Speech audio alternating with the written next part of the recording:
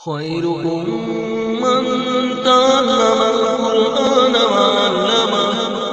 تم میں بہترین شخص وہ ہے جو قرآن سیکھے اور سکھائے. الفرقان اسٹڈی سینٹر. بسم اللہ الرحمن الرحیم. الحمد للہ رب العالمین والصلاة والسلام علی سید المرسلین وعلی آلہ وصحبہ اجمعین ومن تبعهم بإحسان إلى يوم الدین. اعوذ باللہ من الشیطان الرجیم. بسم اللہ الرحمن الرحیم. فی بیوت اذن اللہ ان ترفع ویذکر فیہا اسمہ یسبح له فیہا بالغدو والآصال رجال لا تلہیہم تجارۃ ولا بیع عن ذکر اللہ وإقام الصلاة وإیتاء الزکاة یخافون یوما تتقلب فیہ القلوب والابصار لیجزیہم اللہ احسن ما عملوا ویزیدہم من فضلہ واللہ یرزق من یشاء بغیر حساب. وقال تعالی وَأَنَّ الْمَسَاجِدَ لِلَّهِ فَلَا تَدْعُوا مَعَ اللَّهِ أَحَدًا.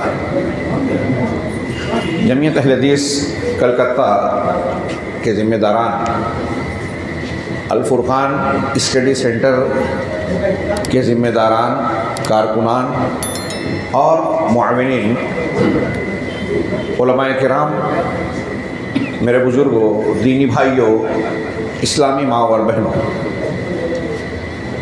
آج آپ لوگوں کے درمیان اللہ کے فضل و کرم اور اس کی توفیق سے حاضری کا جو موقع ملا، مجھے بیان نہیں کر سکتا کہ کتنا بڑا انعام اور موقع مسرت محسوس ہو رہا ہے.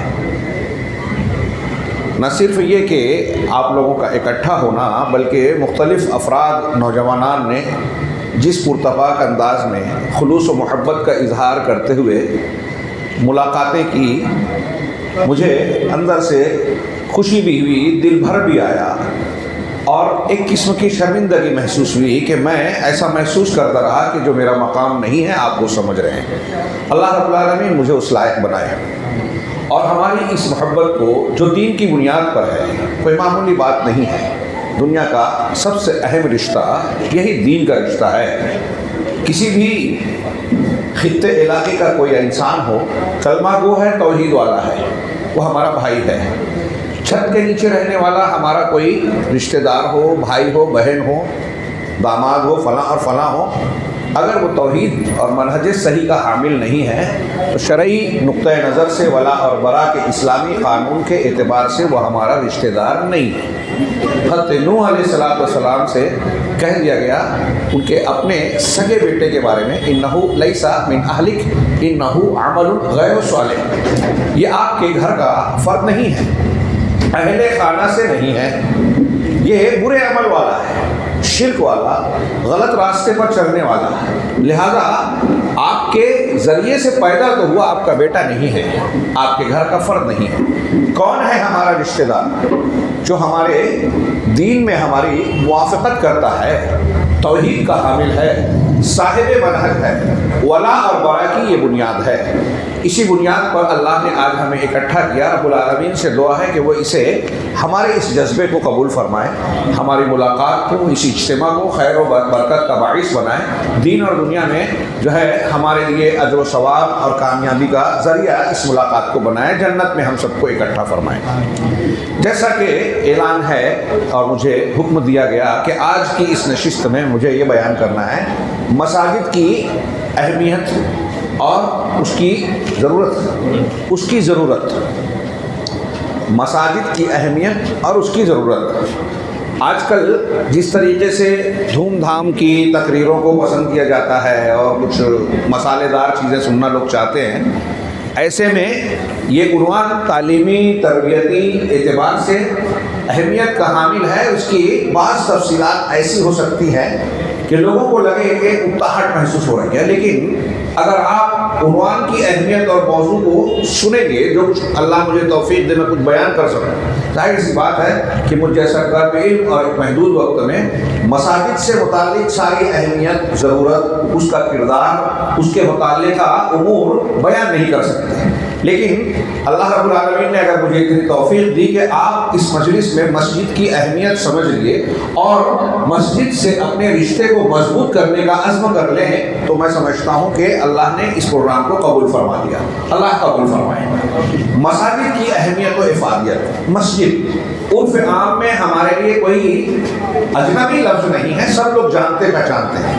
عربی زبان کا لفظ ہے مسجد، اس کی جمع ہے مساجد. مسجد یہ اس میں ظرف ہے سجدہ یسجدو، عربی کا جو فعل ہے جس سے ہم سجدہ اور سجود کہتے ہیں، اسی سے اس میں ظرف ہے مسجد یعنی سجدہ گاہ. دوسرے مزید اس کو کریں، سجدے سے مراد عبادت گاہ، عبادت خانہ، وہ جگہ جہاں اللہ رب العالمین کی عبادت کی جائے. ہماری اصطلاح میں عبادت کے لیے جسے خاص کیا جائے.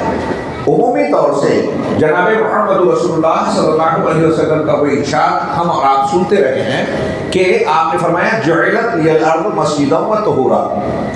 دیگر قوموں اور پچھلے انبیاء کے مقابلے میں آپ کو جو خصوصیات دی گئی اس میں سے ایک خصوصیت یہ ہے کہ آپ کے لیے اور آپ کے ذریعے ہمارے لیے یعنی امت محمدیہ کے لیے جعلت لی الارض، پوری زمین دنیا کا ہر حصہ اور خطہ میرے لیے مسجد بنایا گیا اور طہارت کا ذریعہ بنایا گیا. یعنی اس کو صرف مٹی سے تیمم کر کے پاکی حاصل کی جا سکتی ہے. پانی کے نہ ملنے یا پانی ہے اور اس کے استعمال پر قدرت نہیں ہے تو وضو کی جگہ اور غسل کی جگہ تیمم کیا جا سکتا ہے. پوری زمین کو اللہ نے یہ عمومی طور سے اس امت محمدیہ کو بطور انعام عطا فرمایا.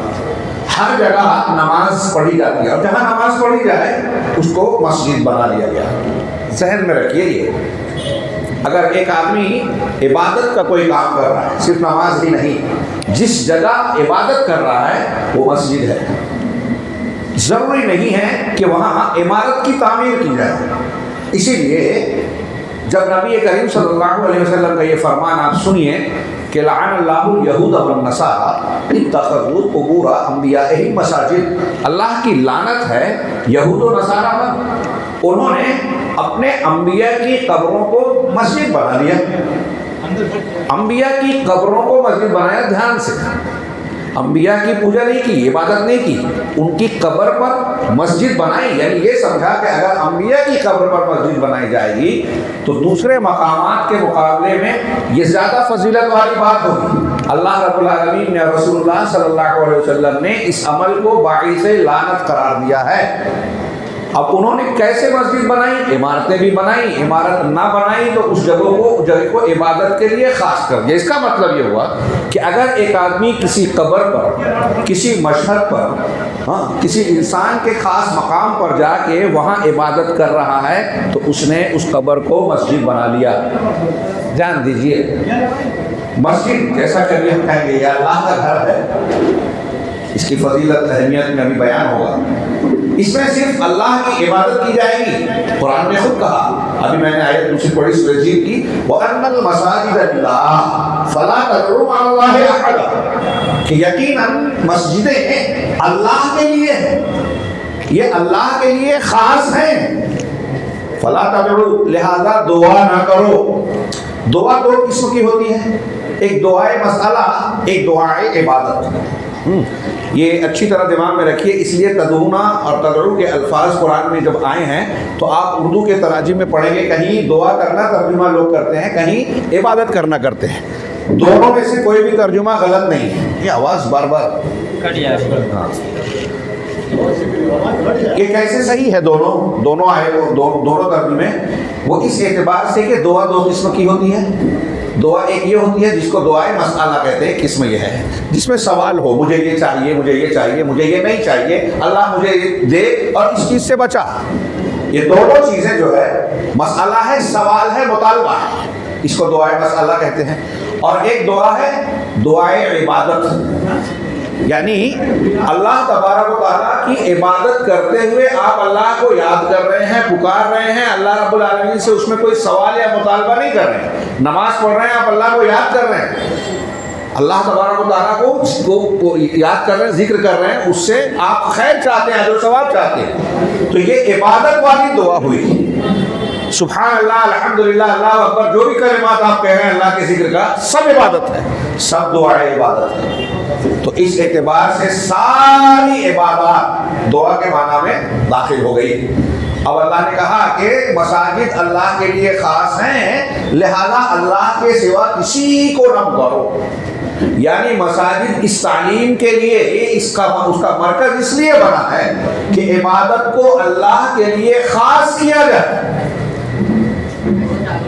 اس کو سب سے اونچا اور سب سے بلند بنایا اور مانا جائے۔ اللہ اکبر، اذانوں میں، نمازوں میں امام کہتا ہے اللہ کی تکبیر، تسبیحات، نماز کے بعد کی تسبیح، تحلیل، اور پھر لا الہ الا اللہ، مختلف اوراد جس میں اللہ کی توحید کا بول بالا ہوتا ہے۔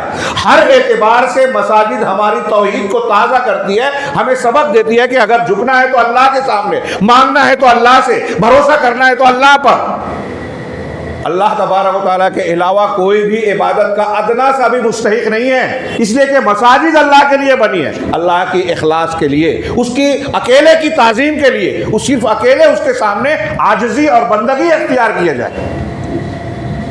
اب جب اللہ نے مسجدوں کو اس لیے بنایا، اور کوئی شخص کسی قبر کو مسجد بنا رہا ہے، کسی بزرگ کے آستانے کو، اس کے استعمال کیے ہوئے گھر کو، یا اس کے کسی خاص مقام کو متبرک مان رہا ہے جس کو اللہ اور رسول نے متبرک نہیں بنایا، تو وہ توحید کی جگہ کو شرک کی جگہ بنا رہا ہے۔ مسجد توحید کی تعلیم دینے کے لیے، قرآن کی جو آیت میں نے پڑھی سورہ جن کی، جو ابھی پڑھ کے تھوڑی سی تشریح کی، اس میں اہل علم نے، بعض مفسرین نے یہ بھی لکھا کہ مسجد اللہ کے لیے تو کسی اور کو نہ پکارو، اس کے معنی میں یہ بھی داخل ہے کہ مسجد میں آپ کسی باطل کی تائید نہ کریں، بدعت کے کام انجام نہ دیں، شریعت کے مخالفت کوئی کام نہ کریں، کسی دوسرے انسان کی بڑائی بیان نہ کریں اللہ کے مقابلے میں، فلاں پیر صاحب تو ایسے تھے، ہاں شیخ فلاں ایسے تھے جو یہ کہتے تھے، اللہ حضرت عیسیٰ تو کہتے تھے کہ اللہ کے حکم سے زندہ ہو جاؤ، مردہ زندہ ہوتا تھا قم بإذن اللہ، لیکن فلاں شیخ تو ایسے تھے جو کہتے تھے کہ میرے حکم سے زندہ ہو جاؤ، قبر والا مردہ نکل جاتا تھا، کھائی ہوئی مرغی ٹھیک ٹھاک ہو کے دوڑنے لگتی تھی۔ اب یہ کوئی مسجد میں بیان کر رہا ہے تو وہ اس آیت کریمہ کی کھلی مخالفت کر رہا ہے، اور دین کی جوہری تعلیم بنیاد کو ہی مخالفت کر رہا ہے، شرک کر رہا ہے۔ مسجد جو اللہ کی توحید کا گھر ہے، توحید خانہ ہے، اس کو شرک کا گھر بنا رہا ہے۔ اور آج مسجد کے اس بنیادی مقصد کو مسلمانوں کا ایک بہت بڑا طبقہ بوجوہ مختلف گمراہیوں کے اسباب کی بنیاد پر اس مقصد کو فراموش کر کے شرک کی، توحید کے گھر کو شرک کا گھر بنا رہا ہے، غیر اللہ کی پرستش کر رہا ہے، دوسروں کو پکار رہا ہے، اللہ کا مقام دوسروں کو دے رہا ہے، دوسروں سے مانگ رہا ہے مسجد میں بیٹھ کر، یا پھر لوگوں کی قبروں آستانوں کو مسجد بنا رہا ہے۔ یہ سامنے رکھیے، مسجد کے معنی اور مفہوم کے ضمن میں اگر آپ صرف اس کے مقاصد اور مفہوم کو سمجھیں تو یہ مسئلہ کلیئر ہو جانا چاہیے۔ اب اللہ کے رسول صلی اللہ علیہ وسلم نے فرمایا کہ پوری زمین کو میرے لیے یعنی میری امت کے لیے بھی مسجد اور طہارت کا ذریعہ بنایا گیا ہے، تو پوری مسجد، پوری زمین میں کہیں بھی نماز پڑھی جا سکتی ہے، جائز ہے۔ اس میں سے کچھ جگہیں مستثنیٰ ہیں، 7، بعض روایتوں میں 8، اور بعض علماء نے دلائل اور استنباطات کے ذریعے سے، علامہ شنقیطی وغیرہ نے 19 مقامات ایسے ذکر کیے ہیں جہاں نماز نہیں پڑھنی چاہیے، جیسے قبر ہے اس پر نہیں پڑھنا ہے، حمام میں نہیں پڑھنا ہے، کوڑا کرکٹ کی جگہ پر نہیں پڑھنا ہے، اونٹوں کا باڑہ ہے اس میں نہیں پڑھنا ہے، ہاں اسی طرح پیشاب پخانے کے مقام وہاں نہیں پڑھنا ہے۔ تو ایسے مزبلہ، وہی کوڑا کرکٹ کی جگہ، ایسے 7-8 مقامات ہیں قبروں پر نماز نہیں پڑھنی ہے، ہاں جہاں اللہ کے رسول صلی اللہ علیہ وسلم نے، شریعت نے منع کیا کہ یہاں اللہ کی عبادت بھی نہیں کی جائے گی۔ ہاں کیوں؟ وہاں عبادت سے کیوں منع کیا گیا؟ یہ بھی اگر آپ غور کریں تو ایک گندی مقامات والی بات کو آپ سمجھ جائیں گے۔ کسی قبر پر کیوں نہیں پڑھنا ہے؟ قبر پر مسجد بنانے کو اللہ کے رسول صلی اللہ علیہ وسلم نے لعنتی کام کیوں قرار دیا؟ اس لیے کہ ایسا کرنے سے مسجد کا بنیادی مقصد فوت ہوتا ہے، بلکہ اس کی مخالفت ہوتی ہے کہ آپ اگر قبر پہ نماز پڑھ رہے ہیں تو دیکھنے والا یہ سمجھے گا کہ آپ اللہ کی نہیں، صاحب قبر کی تعظیم کر رہے ہیں، صاحب قبر کی تعظیم کر رہے ہیں۔ اسی لیے بعض اہل علم نے نبی کریم صلی اللہ علیہ وسلم 3 مسجدوں کی طرف سفر کرنے کے لیے جو خصوصیت بیان کی گئی، اجر و ثواب کی نیت سے، اس میں لوگ اختلاف کرتے ہیں، لیکن میں سمجھتا ہوں معاملہ کافی واضح ہے۔ اہل علم نے کہا کہ اگر کوئی شخص مدینہ کا سفر رسول اللہ صلی اللہ علیہ وسلم کے روضے یا آپ کی قبر مبارک کی زیارت کے لیے نیت سے کرتا ہے تو کیا یہ ٹھیک ہے؟ تو اکثر اہل علم، اور میں اسی قول کو صحیح مانتا ہوں، کہتے ہیں کہ مدینہ کا سفر اس نیت سے نہیں کرے گا، مدینہ کا سفر کرے گا مسجد نبوی کی نیت سے۔ لا تشد الرحال الا الى ثلاث مساجد والی حدیث ہے کہ صرف 3 مسجدوں کی طرف سفر ہوگا۔ وہاں لوگ بولتے ہیں بھائی علم کا سفر ہے، جہاد کا سفر ہے، گھومنے پھرنے والا سفر، یہ سب جائز ہے، تو رسول اللہ صلی اللہ علیہ وسلم کی قبر کی زیارت کے لیے سفر کیوں نہیں جائز ہے؟ ہاں وہ ممنوع ہے، اس لیے کہ وہاں عقیدے کے بگڑنے کا امکان ہو سکتا ہے۔ ان اسفار میں یہ بات نہیں ہے۔ ہاں مسجد نبوی کے لیے آپ جائیں، جب آپ مدینہ چلے گئے تو پھر آپ کے لیے مستحب ہے، آپ کے لیے بہتر ہے، شریعت کا حکم ہے، الگ الگ حکم بیان کیا جا سکتا ہے کہ اللہ کے نبی صلی اللہ علیہ وسلم کے قبر مبارک کی زیارت آداب شرعیہ کے مطابق کریں۔ تو اللہ کے نبی صلی اللہ علیہ وسلم نے ایک طرف یہ کہا کہ پوری زمین کو مسجد بنایا، اور مستثنیٰ کیا اس میں قبروں کو بطور خاص میں زور دے رہا ہوں۔ اور یہاں مسجد کا پیغام اور اس کی بنیاد بھی سمجھ میں آتی ہے، جو ان المساجد للہ فلا تدعوا مع اللہ احدا کی قرآنی آیت سے بالکل صاف، ظاہر اور واضح ہے۔ اس کے بعد اب ہمارے عنوان میں جو کہا گیا کہ مسجد کی ضرورت اور اہمیت، تو جس مسجد کو ہم مسجد کہتے ہیں یہ ایسی کوئی جگہ جہاں عمارت وغیرہ بنا دی جائے، 4 دیواری کھڑی کر دی جائے، وہ کسی بھی شکل میں ہو، جسے اللہ کی عبادت کے لیے خاص کیا جائے اور اللہ کے لیے وقف کیا جاتا ہے، اسے ہم عرف میں مسجد کہتے ہیں، شریعت کی اصطلاح میں بھی مسجد ہے۔ اور یہ جو مسجد ہے اس کے احکامات دیگر مقامات اور جگہوں کے مقابلے میں الگ ہو جاتے ہیں۔ یہ اب دنیا کی دیگر جگہوں کی طرح نہیں ہے، پوری زمین اللہ کی زمین ہے، پوری زمین کو عمومی طور سے مسجد کہا گیا، لیکن جو جگہ اللہ کے لیے وقف کی گئی بندوں کے لیے کہ وہاں وہ عبادت کریں، وہاں عمارت تعمیر کی جا رہی ہے، کوئی بنایا جا رہا ہے کہ وہ مخصوص ڈھنگ کی ایک جگہ بن جائے اور وہاں لوگ اللہ کی عبادت کریں، اب وہ کسی کی ملکیت نہیں ہے بلکہ وہ اللہ کا گھر کہلاتا ہے۔ یہ مسجد جو ہے یہ اپنے آپ میں بہت ہی اہمیت اور فضیلت رکھتی ہے اسلامی سماج اور معاشرے میں۔ ایک مسلمان کے لیے جس طرح وہ اپنے ذاتی گھر جس میں رہائش پذیر ہے، رہتا سہتا ہے، جس طرح اپنے ذاتی گھر سے محبت کرتا ہے، وہاں رہنا چاہتا ہے، اس سے اس کو انسیت اور لگاؤ ہوتا ہے، اس سے بڑھ کر اللہ کے گھر سے انسیت ہونی چاہیے آپ کو اور ہم کو، مسلمان کو۔ کیسے؟ کیوں مسجد کو یہ حیثیت حاصل ہے؟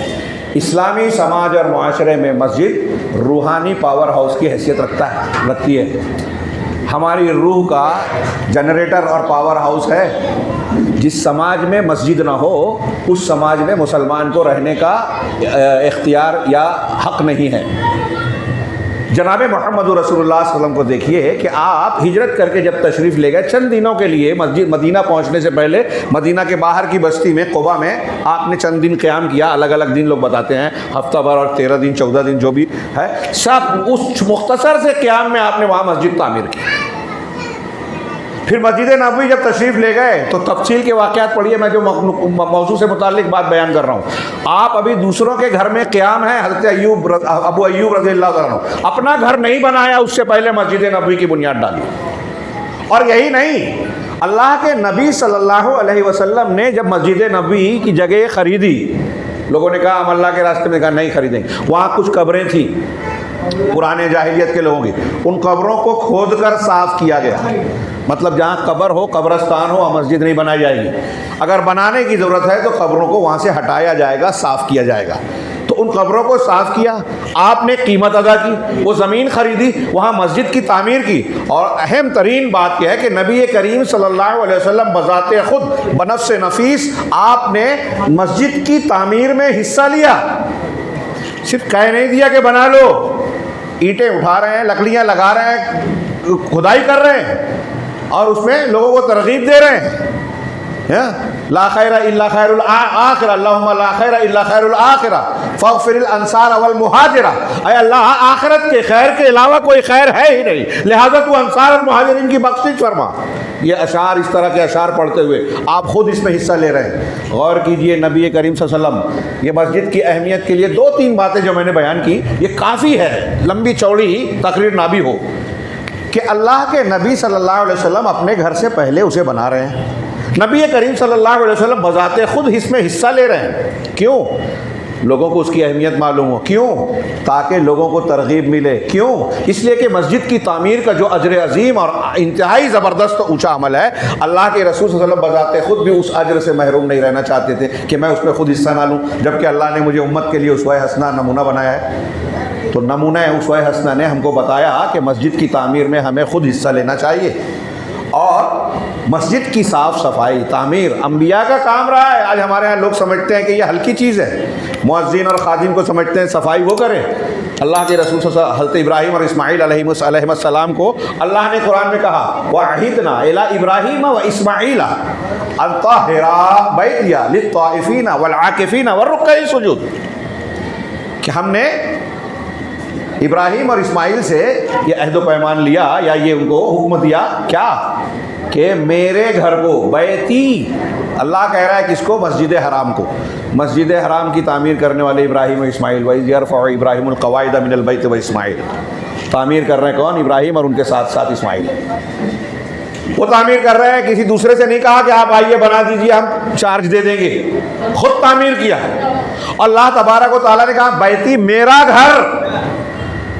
مسجد کی فضیلت، اس کی اہمیت کے لیے یہ سب سے بڑی بات ہے کہ اللہ تبارک و تعالیٰ اسے میرا گھر کہہ رہا ہے۔ اب آپ کہیں گے کہ یہ تو مسجد حرام کے لیے کہا، کعبۃ اللہ کے لیے کہا، ہاں صحیح بات ہے، اس کو کچھ خصوصیات بھی حاصل ہے کئی وجوہ سے۔ کعبہ کی مسجد کو دوسری نماز کے مقابلے میں 1,00,000 گنا زیادہ ثواب، مسجد نبوی کو دوسری نماز کے مقابلے میں 10,000، ہاں 1,500 ایسے الگ الگ روایتیں ہیں، اور اس کے مقابلے میں مسجد اقصیٰ بھی اسی طرح سے ہے۔ تو اللہ کے نبی صلی اللہ علیہ وسلم نے ان کو، اور پھر مسجد قباء میں ایک نماز 2 رکعت نفل پڑھنا، یہ ایک عمرے کا ثواب ہے۔ یہ 4 مسجدوں کو، مسجدوں میں خصوصیت حاصل، باقی ساری مسجدیں اللہ کا گھر کہلاتی ہیں۔ دلیل یہ قرآن کی آیت مسجد حرام کو کہہ رہی ہے۔ بخاری مسلم کی ایک حدیث آپ نے بارہا سنی ہوگی، مجتمع، اللہ کے نبی صلی اللہ علیہ وسلم فرمایا مجتمع قوم فی بیت من بیوت اللہ یتلون کتاب اللہ ویتدارسونہ الا حفتہم الملائکہ، غشیتہم الرحمہ وحفتہم الملائکہ، کہ اللہ کے گھروں میں سے کسی گھر میں کوئی قوم اکٹھا ہوتی ہے، اللہ کے کلام کتاب اللہ کی تلاوت کرتی ہے، اور ان کو اس کا آپس میں مدارسہ کرتے ہیں۔ یہ دیکھیے اللہ کے گھر میں بیٹھ کر مدارسہ کرنا۔ یہاں ابھی ایک بات یہ بھی آئے گی کہ مسجد اللہ کے ذکر کی جگہ ہے، قرآن کو پڑھنے پڑھانے سمجھنے سمجھانے کی جگہ ہے۔ دور قرآن یتدارسون، وہ ایک دوسرے سے سیکھتے ہیں، سکھاتے ہیں، تو کیا ہوتا ہے؟ رحمت ان کو گھیر لیتی ہے، فرشتے ان کو ڈھانپ لیتے ہیں۔ ذرا مجھے ڈسٹرب ہو رہا ہے، درمیان میں کچھ لوگ گفتگو کر رہے ہیں، گزارش ہے کہ اگر آپ کو لگ رہا ہے کہ مجھے کچھ غلط کہہ رہا ہوں یا ایسا، تو براہ راست کہہ دیجئے، آپس میں گفتگو نہ کریں، کچھ ڈسٹرب ہوتا ہے۔ تو اللہ کے رسول صلی اللہ علیہ وسلم نے اس حدیث میں تمام مسجدوں کو، بیت من بیوت مجتمع قوم فی بیت من بیوت اللہ کا، تمام مسجدیں اللہ کا گھر ہیں۔ مسجد کے شرف، فضیلت، اس کی اہمیت اور اس کے مقام بلند کے لیے صرف یہ بات کافی ہے کہ وہ رب العالمین کا گھر ہے، اللہ کا گھر کہا گیا۔ اس میں، اس اضافت میں اللہ کی طرف اس کی اضافت کی گئی ہے، اس میں تشریف اور اکرام کا معنی ہے، یعنی شرف اور عزت کا معنی بیان کیا گیا ہے۔ جس چیز کو اللہ کی طرف اضافت کی جاتی ہے، رسول اللہ، اللہ کے رسول، بیت اللہ، اللہ کا گھر، ناقۃ اللہ، اللہ کی اونٹنی، مخلوق ہے لیکن اللہ کی طرف نسبت کی گئی، تو جس میں یہ نسبت ہوتی ہے اس میں ایک معنی اہل علم نے بیان کیا کہ جو مخلوق کی نسبت اللہ کی طرف کی جاتی ہے تو وہ مخلوق اللہ تبارک و تعالیٰ کی نظر میں بہت اونچے مقام اور عزت والی چیز ہوتی ہے مخلوق میں۔ اور جو چیز اللہ کی صفات کی طرف، صفات جیسے کلام اللہ، علم اللہ، قدرت اللہ، یہ ایک عقیدے کے باب میں پڑھیں گے آپ، اس میں اعیان کی طرف اعیان کی اضافت اور کیا دوسرا لفظ استعمال کرتے ہیں کہ عین شخصیات کا معین شخص کی نسبت، اور اوصاف صفات کی، تو صفات کی نسبت جب کی جاتی ہے تو وہ مخلوق نہیں ہوتی۔ کلام اللہ ہم کہتے ہیں اللہ کا کلام، اللہ کی صفت ہے، مخلوق کہو گے تو گمراہ ہے، کفر ہو جائے گا، اللہ کے کلام کا انکار۔ خیر، تو میں عرض کر رہا تھا کہ مسجد کی شرف کے لیے یہ کافی ہے کہ وہ اللہ نے اسے اپنی طرف نسبت دی ہے۔ یہاں مسجد کی اہمیت و فضیلت بتانے کے لیے احادیث میں جو باتیں بیان کی گئی ہیں، میں ایک ایک جملے میں اس کا صرف سرسری ذکر کروں۔ ایک حدیث پر بھی گفتگو کریں گے تو میرا وقت ختم ہو جائے گا، میں اس تفصیل میں نہ جاتے ہوئے صرف آپ کو کہوں گا غور و فکر کی دعوت کہ یہ نبی کریم صلی اللہ علیہ وسلم کے آپ کے جوامع الکلم سے آپ صادق و مصدوق شخصیت کے صادر ہونے والے الفاظ ہیں۔ مثال کے طور پہ اللہ کے نبی صلی اللہ علیہ وسلم نے مسجد کے تعلق سے کہا کہ روئے زمین پر سب سے زیادہ پسندیدہ جگہیں مسجد ہیں۔ احب البلاد الی اللہ المساجد وابغض البلاد الی اللہ اسواقها۔ پوری روئے زمین سب اللہ کی زمین ہے، لیکن ان میں سب سے زیادہ پسندیدہ جگہ، ایک جگہ کو اگر مسجد کے لیے خاص کر دیا گیا تو وہ اللہ تبارک و تعالیٰ کی نگاہ میں تمام دیگر جگہوں کے مقابلے میں سب سے محبوب بن جاتی ہے، سب سے زیادہ خیر و برکت والی جگہ بن جاتی ہے۔ اور اس کے بالمقابل سب سے زیادہ بری، سب سے زیادہ ناپسندیدہ جگہ نسبتاً کہا جا رہا ہے کہ دیگر جگہوں کے مقابلے میں ناپسندیدہ جگہ کون سی ہے، تو کہا بازار، جو آج ہمیں بہت پسند ہے۔ کیوں؟ آپ غور کیجئے، بازار کو کیوں برا کہا گیا اور مسجد کو کیوں سب سے اچھا کہا گیا؟ کیوں اللہ نے اپنا گھر کہا؟ ایک بات پر غور کیجئے جو میں نے شروع میں کہا، اس کو جوڑ کر کہ بازار میں جب آدمی لین دین، تجارت، کاروبار کرتا ہے تو دیکھیے اس میں دنیا کے پیچھے بھاگتا ہے، دنیا داری آتی ہے، اس میں لین دین کرنے کی حالت میں کبھی کبھی انسان شریعت کے تقاضوں اور اس کی تعلیمات کی مخالفت بھی کرتا ہے، جھوٹ بولتا ہے، جھوٹی قسمیں کھا جاتا ہے، یہاں تک پہنچ جاتا ہے، دھوکہ دیتا ہے لوگوں کو بیچنے میں اور خریدنے میں، اور چوری کرتا ہے اور نہ جانے کیا کیا۔ یہ ساری چیزیں دنیا داری اور آخرت کو فراموش کر دینے والی ہے۔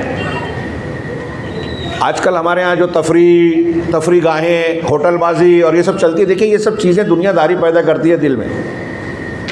آپ لذت اور تفریح کے مقامات پر جائیں تو جو چیزیں دیکھتی ہیں چمک دمک والی، اپنی بیوی بچوں کو، ہماری مائیں بہنیں خاص طور سے جاتی ہیں، ان کے اندر یہ بہت جلدی آتا ہے، کرے دیکھیے اس کے شوہر کے پاس تو ایسی گاڑی ہے، اس کی بیوی نے تو اتنے اعلیٰ کپڑے پہنے ہیں، اس کے کان میں گلے میں اتنا اچھا زیور ہے، تو فوراً یہ دل میں خواہش پیدا ہوتی ہے کہ ہمارے شوہر کو بھی ایسا ملتا، یا بعض مرتبہ عورتیں بڑھ جاتی کہتے ہیں کہ ہمارا شوہر ہی ایسا نہیں مل پایا تو کوئی اور شوہر ملتا، یا ایسا ملتا اور ویسا ملتا۔ یہ ناشکری پیدا ہوتی ہے اللہ کی نعمتوں کے متعلق۔ تو یہ اس طرح آپ غور کیجئے، جو میں نے صرف اشارہ کیا، غور کرنے کا ایک پہلو دیا کہ بری جگہ بازار ہے اور سب سے بہتر اور پسندیدہ مسجد ہے۔ کیوں مسجد سب سے اچھی جگہ ہے؟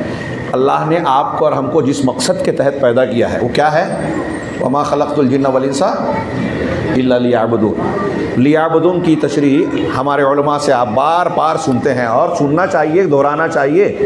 آج میں نے دیکھا بہت بڑے بڑے ڈاکٹر، انجینئر، ان سے پوچھیے آپ، خاص طور سے غیر مسلم، کہ آپ نے اتنا پڑھ لیا، یہ بتائیے دنیا میں پیدا کرنے والے نے ہم کو کیوں پیدا کیا؟ جواب نہیں ملے گا، اور ملے گا تو الٹا سیدھا ملے گا۔ یہ ہمارا بچہ بھی جانتا ہے، یہ بہت بڑی نعمت ہے، چھوٹی بات نہیں ہے۔ حضرت علی نے لیعبدون کی تشریح کرتے ہوئے کہا کہ اس کی عبادت یہ ہے اللہ کی، اس لیے پیدا کیا کہ ہم اللہ کے احکامات کو مانیں، جو اس نے کہا ہے کرو ہم کریں، اور جو کہا ہے مت کرو رک جاؤ رک جائیں، اس کی خبروں کی تصدیق کریں۔ حضرت علی نے لیعبدون کی یہ تشریح کی، عبادت کی تشریح ہو جاتی ہے کہ ہم توحید کو مان رہے ہیں، صرف اللہ کی عبادت کر رہے ہیں، اس کا مطلب یہ کہ اللہ کے ہر حکم کو اختیار کر رہے ہیں، اس کے سامنے جھک رہے ہیں۔ اور یہ سبق، اس سبق کو دہرانے، تازہ کرنے اور مضبوط بنانے کا سب سے زبردست مرکز مسجد ہے۔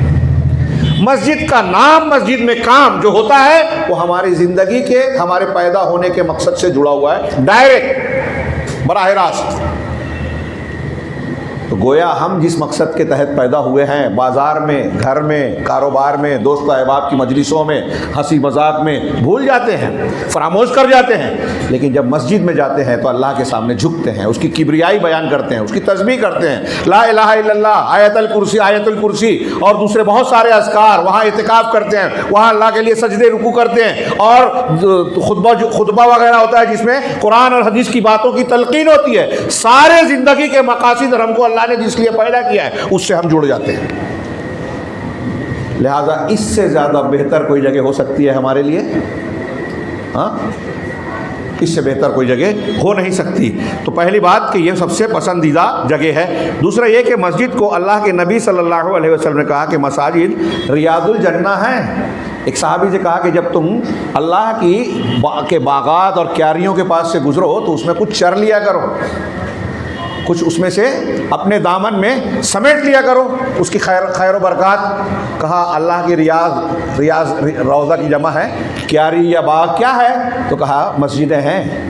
مسجد کے پاس سے گزرو تو اس میں کچھ عبادت ریاضت کر لو، نماز پڑھ لو، ذکر و اذکار تلاوت کر لو، یہ تمہارے لیے خیر و برکت کا باعث ہوگا۔ یہ ریاض الجنہ۔ تو اللہ نے اللہ کے باغات کہا۔ اسی طریقے سے مسجد بنانا صدقہ جاریہ ہے۔ اگر آپ نے مسجد کی تعمیر کی تو مرنے کے بعد جب تک اس مسجد میں عبادت ہوتی رہے گی یہ آپ کے اجر کا سبب اور باعث بنے گا۔ اب یہاں ایک اور بات رک کے بیان کر دوں، شاید میں بعد میں بھول جاؤں، چیز چھوٹ جائے۔ وہ یہ کہ مسجد بنانا بہت ہی عظیم الشان عمل ہے۔ حضرت ابراہیم علیہ السلام نے تعمیر کی، جناب محمد رسول اللہ صلی اللہ علیہ وسلم نے مسجد نبوی مسجد قباء تعمیر کی۔ نبیوں کا کام ہے، اس کی صاف صفائی کام ہے۔ لیکن منافقین نے جب یہی کام کیا تو اللہ نے اسے پسند نہیں کیا۔ جب آپ تبوک کے موقع پر تشریف لے جانے لگے غزوہ تبوک کے لیے، منافقین نے آگے کہا کہ ہم لوگوں نے قباء مسجد کے ایریے میں ایک مسجد بنائی ہے، آپ آ کے اپنی نماز پڑھ کے افتتاح کر دیتے۔ نبی کریم صلی اللہ علیہ وسلم نے کہا کہ میں اس وقت سفر پہ نکل رہا ہوں، واپسی میں یہ کام کر دوں گا۔ واپس جب آپ لوٹے مسجد نبی مدینہ سے کچھ قریب پہنچے تو اللہ نے سورہ توبہ کی آیتیں اتاری، والذین اتخذوا مسجدا ضرارا، جن لوگوں نے مسجد زرار بنائی، اس کو مسجد زرار کہا، زرار جس سے مسلمانوں کو نقصان پہنچایا جائے۔ ہاں، وہ تفریقم کیا ہے، مسجد زرارا و تفریقم بین المسلمین، ایک تعبیر بول رہا ہوں، بین المؤمنین و کفرا و ارصادا لمن حارب اللہ و رسولہ، کہ جنہوں نے مسجد، ان کا مقصد کیا ہے؟ ان کا مقصد ہے مسلمانوں میں تفریق پیدا کرنا۔ یہ مسجد ان کی ہے، یہ ہماری، ہم کو غیر حاضر رہنا ہے تو بول دیں گے اس مسجد میں پڑی تھی۔ اور جو اللہ اور اس کے رسول کا دشمن ہے، ان کا ایک سردار تھا، چھپ چھپا کے رہتا تھا، تو وہ آ کے یہاں ہم سے مل سکے، تو اللہ اور اس کے رسول کے دشمنوں کے لیے کمین گاہ بن جائے، کفر کا رخ اختیار کیا جائے۔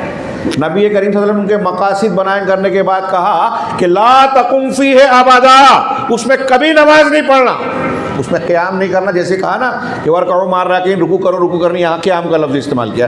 کسی رکن کو اگر بول کے بولا جائے تو پورا عمل مراد ہوتا ہے، تو قیام بھی نماز کا ایک رکن ہے۔ تو کہا آپ اس میں قیام نہ کریں، یعنی کبھی نماز نہ پڑھیں۔ یہاں میں سوال کرتا ہوں آپ حضرات سے، یہ بتائیے کہ نبی کریم صلی اللہ علیہ وسلم اگر جا کے ان کی مسجد میں نماز پڑھتے، ان کی مسجد میں نماز پڑھتے تو آپ کی نماز میں کوئی کھوٹ، کمی، خامی، خلل رہتا کیا؟ آپ کی نماز میں کوئی کمی ہو سکتی تھی؟ اللہ کے نبی جناب محمد رسول اللہ صلی اللہ علیہ وسلم کی آپ کی نماز میں کوئی خامی تو نہیں تھی؟ بہت اہم بات بیان کر رہا ہوں۔ نبی کریم صلی اللہ علیہ وسلم کی نہ نیت خراب تھی، ہو سکتی تھی، اور نہ ہی آپ کے عمل میں کوئی کھوٹ ہو سکتا تھا، کمی ہو سکتی تھی، لیکن اللہ تعالیٰ نے کہا کہ آپ اس مسجد میں نماز نہیں پڑھنا۔ اس کا مطلب نیت اور ہمارے کہنا چاہیے عمل کے صحیح ہونے کے ساتھ ساتھ جگہ کا صحیح ہونا بھی ضروری ہے۔ آپ کسی شہر کو شریف بول دیں میں، کسی شخصیت کو مقدس مان لیں میں، کسی درخت کو، کسی کپڑے کو، کسی چپل کو کہ یہ فلاں بزرگ کا تھا، ہاں یہ مقدس ہو گیا۔ نہیں، جس کو اللہ اور رسول نے مقدس کیا وہی مقدس ہے۔ ہمیشہ میں اکثر کہتا ہوں نوجوانوں کو حضرت عمر فاروق کا وہ جملہ لکھ کر یاد کر لیجئے، رٹ لیجئے اور اپنے عقیدے کا حصہ بنائیے، آپ کو بہت ساری خرافات سے بچائے گا۔ حضرت عمر نے بخاری میں ہے نا حجر اسود کو چومتے ہوئے کہا تھا، یا حجر انی اعلم انک حجر، اے حجر اسود میں جانتا ہوں کہ تو پتھر ہے، لا تضر ولا تنفع، نہ نقصان پہنچا سکتا ہے نہ نفع۔ مائیں بہنیں بھی سنیں، جادو ٹونا اور اس سب کے راستے پہ نہ جائیں، نفع اور نقصان اللہ کا اختیار، شریعت وہ جو اللہ اور رسول نے دی، بس جو انہوں نے نہیں کام نہیں کریں گے۔ حضرت عمر وہی سکھا رہے ہیں کہ میں جانتا ہوں کہ تو نہ نقصان پہنچا سکتا ہے نہ نفع، ولولا انی رأیت رسول اللہ صلی اللہ علیہ وسلم یقبلک ما قبلتک، اگر میں نے اللہ کے رسول صلی اللہ علیہ وسلم کو تجھے بوسہ دیتے ہوئے نہ دیکھا ہوتا تو کبھی بوسہ نہ دیتا۔ اتنی پیاری بات کہی ہے، اصول ہے۔ کتنا بڑا بھی بزرگ ہو، کتنے بڑے بھی بزرگ کا کوئی برتن ہو، اس کا آستانہ ہو، اس کا گھر ہو، اس کا کپڑا ہو، چومیں گے نہیں ہم، وہ چومیں گے جو اللہ رسول نے بتایا کہ اسے بوسہ دینا ہے۔ حجر اسود کو چومتے ہیں، مقام ابراہیم کو نہیں چومتے، کعبہ کی اور دیواروں اور کونوں کو نہیں چومتے۔ کچھ لوگ ہمارے ہندوستان پاکستان کے چومتے ہیں، وہاں لوگ کہتے ہیں یا حاجی حاضر بدع بدع، یہ مانتے ہی نہیں ہے، یہ بدعت ہے، مانتے نہیں ہیں۔ تو میں عرض کر رہا تھا کہ اللہ کے نبی صلی اللہ علیہ وسلم نے اس مسجد زرار کا جب اللہ نے آیت نازل لمسجد اسس علی التقوی من اول یوم احق ان تقوم فیہ، وہ مسجد جو پہلے دن سے تقوی کی بنیاد پر تعمیر کی گئی ہے، صحیح نیت اور تقوی کی بنیاد پر تعمیر کی گئی ہے، وہ زیادہ حقدار ہے کہ آپ اس میں قیام کریں۔ اب اس میں لوگ اختلاف کرتے ہیں کہ اس سے مراد مسجد نبوی ہے مسجد قباء، بعض اہل علم پھر نتیجہ دیتے ہیں کہ دونوں مراد ہیں، لیکن سیاق کلام میں جو اہل علم نے کہا کہ مسجد قباء کے علاقے میں اس مسجد کو بنایا گیا تھا، اس لیے آپ وہاں مسجد قباء مراد ہے کہ پہلے دن جو مسجد بنائی گئی تقوی کی بنیاد پر، وہ حقدار ہے کہ آپ اس میں نماز پڑھیں۔ جب یہ آیتیں نازل ہوئی تو اللہ کے رسول صلی اللہ علیہ وسلم نے بعض صحابہ کو بھیج کر منافقین کی بنائی ہوئی مسجد کو ڈھا دیا، جلوا دیا۔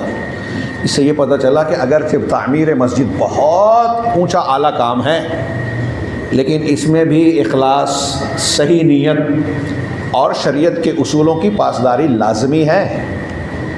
اگر یہاں اخلاص نہیں ہے، دکھاوا مقصود ہے، ریا ہے، اخلاص کی بجائے شہرت طلبی ہے، کوئی اور چیز مقصود ہے دنیا کی، تو پھر یہ بھی اللہ رب العالمین کے یہاں آپ کتنا بھی کروڑوں کی مسجد بنا لیں بیکار ہے۔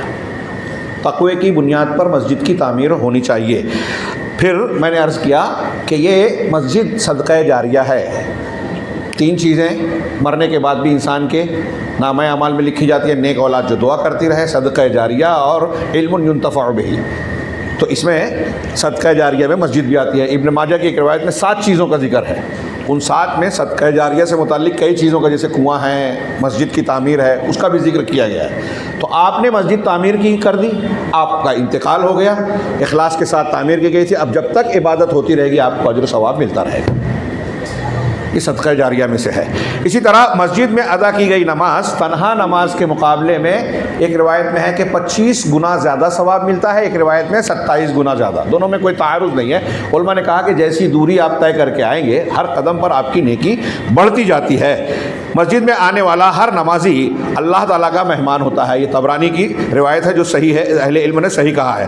اسی طرح سے اللہ کے رسول صلی اللہ علیہ وسلم کی وہ مشہور حدیث کہ قیامت کے دن جب کوئی سایہ نہیں ہوگا، لوگ پسینوں میں ڈوبے ہوں گے، پسینے کی لگام ان پر چڑھی ہوگی عمل کے اعتبار سے، اس وقت اگر سایہ ہوگا تو اللہ کے عرش کا سایہ ہوگا، ہاں، اور اس دن عرش کے سائے میں 7 قسم کے لوگوں کو جگہ ملے گی۔ ان میں سے ایک قسم کا ذکر کیا کہ رجل قلبہ معلق بالمساجد، کہ وہ آدمی جس کا دل مسجدوں سے جڑا اٹکا ہے۔ آپ مسجد سے محبت کرنے والے بن گئے، آپ مسجد سے اتنا چاہ کرتے ہیں کہ جہاں موقع ملے میں مسجد میں جاؤں، اذان کا وقت ہو رہا ہے تو مجھے مسجد کی طرف لپکنا اور دوڑنا ہے۔ ان خوش قسمت لوگوں میں ایسا انسان شامل ہوگا جو مسجد سے اتنی محبت کرتا ہے، اس کا دل اٹکا رہتا ہے، بار بار جانا چاہتا ہے، اللہ کے دربار میں حاضر ہونا چاہتا ہے، توحید کو، اللہ کی عبادت کو کر کے اللہ سے جڑنا چاہتا ہے کہ اللہ نے اس مقصد کے تحت پیدا کیا، اور جو بار بار 5 وقت اللہ کی نماز کے دربار میں حاضر ہوتا ہے، مسجد کے پیغام کو سمجھ کر اس کو عزت دیتا ہے، اس کے اندر ایمان ہے، اس کے اندر تقویٰ ہے، اس کی توحید کو مضبوطی ملتی ہے، اسے زندگی کے دوسرے معاملات میں برکت اور قوت ملتی ہے۔ جملہ میرا دھیان سے سنیے، جو شخص مسجدوں سے جڑا رہتا ہے نا، حق کا مسجد کا حق ادا کرنے والا بنتا ہے، اس کا دل اٹکا ہے، تو آخرت میں عرش کے سائے میں، دنیا میں یہ اس کے ایمان کی گواہی دینے والا عمل ہے۔ انما یعمر، ابھی تلاوت کی گئی، ہمارے ناظم صاحب نے پڑھا، انما یعمر مساجد اللہ من آمن باللہ والیوم الآخر واقام الصلاۃ وآتى الزکاۃ ولم یخش الا اللہ فعسى اولئک ان یکونوا من المہتدین۔ کہ اللہ کے مساجد کی تعمیر تو وہ کرتے ہیں، ابھی میں تھوڑا بیان کروں گا، تعمیر میں دو معنی ہے، ایک عمارت کی تعمیر کرنا نقش و نگار کے بغیر، سادگی سے، اچھے ڈھنگ سے، ہاں عمارت کی تعمیر، ایک ہے اس کو آباد کرنا نماز سے، تسبیح تحلیل سے، تلاوت سے، تعلیم سے، تعلیم و تربیت کے کاموں سے، خطبہ جمعہ سے، اور دوسری نیک کاموں سے جو مسجد میں مشروع ہیں۔ تو اللہ نے کہا کہ مسجد تعمیر کرنے والے کون ہیں؟ جو اللہ پر ایمان رکھتے ہیں، من آمن باللہ، اور آخرت کے دن پر والیوم الآخر، وہ اقام الصلاۃ، نماز قائم کرتا ہے، زکوٰۃ دیتا ہے، اور اللہ کے سوا کسی سے ڈرتا نہیں، تو یہی لوگ ہدایت والوں میں سے ہو سکتے ہیں۔ مطلب جو مسجد سے جڑا ہوا نہیں ہے، اس کے اندر ہدایت یاب ہونے والی ایک اہم صفت کی کمی ہے۔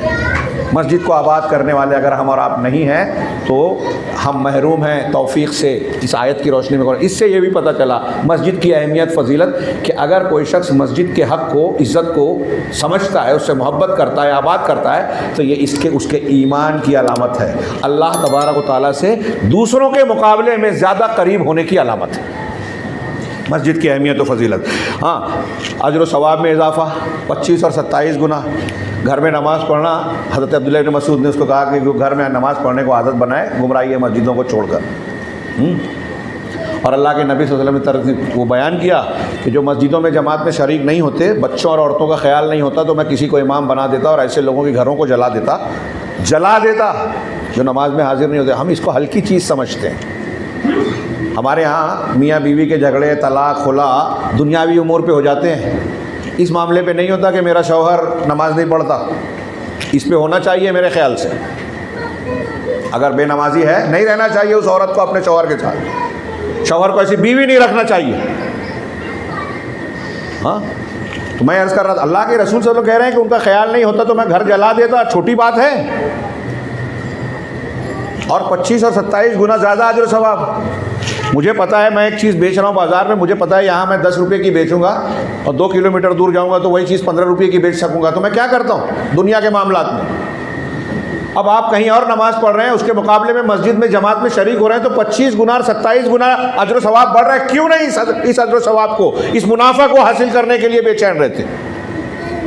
تو یہ مسجد کی فضیلت ہے۔ اسی طرح مسجد میں نماز پڑھنے والے سے اللہ تبارک و تعالیٰ، سنن ابن ماجہ کی ایک روایت ہے جو مقبول درجے کی ہے، کہ مسجد میں آ کر نماز پڑھنے والے سے اللہ تعالیٰ اتنا خوش ہوتا ہے جیسے کسی گھر سے کوئی گھر کا فرد غائب ہو جائے، دور چلا جائے، اور بہت دنوں کے بعد اچانک وہ واپس آ جائے، تو آپ کو کتنی خوشی ہوگی۔ آپ کا بیٹا، آپ کا بھائی، آپ کا کوئی اور رشتہ دار چلا گیا، نامعلوم ہے، اچانک وہ حاضر ہو جاتا ہے، تو اس سے آپ کو جتنی خوشی ہوتی ہے، اللہ تعالیٰ نے یہ سمجھانے کے لیے مشابہت اللہ کی صفت میں نہیں ہے، ہماری خوشی کو بتانے کے لیے ہے کہ ہاں ایسے ہی اللہ تعالیٰ خوش ہوتا ہے۔ اسی طرح گھر سے باوضو مسجد پہنچ کر باجماعت فرض ادا کرنے والے کو حج کے برابر ثواب ملتا ہے۔ یہ سنن ابو داؤد کی روایت ہے۔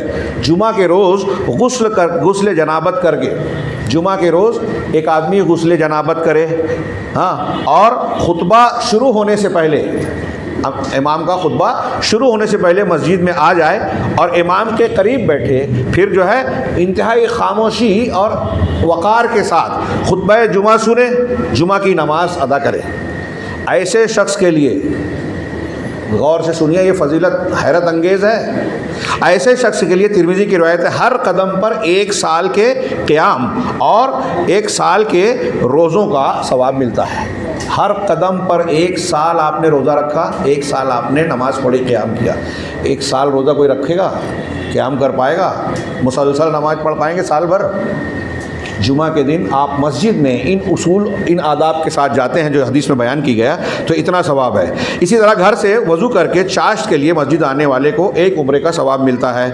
हाँ, ज़्यादा फासला जो जितनी दूर से नमाज के लिए आएगा उसको इतना अजर सवाब मिलेगा। सहाबी का एक वाक़या है, आपने पढ़ा होगा।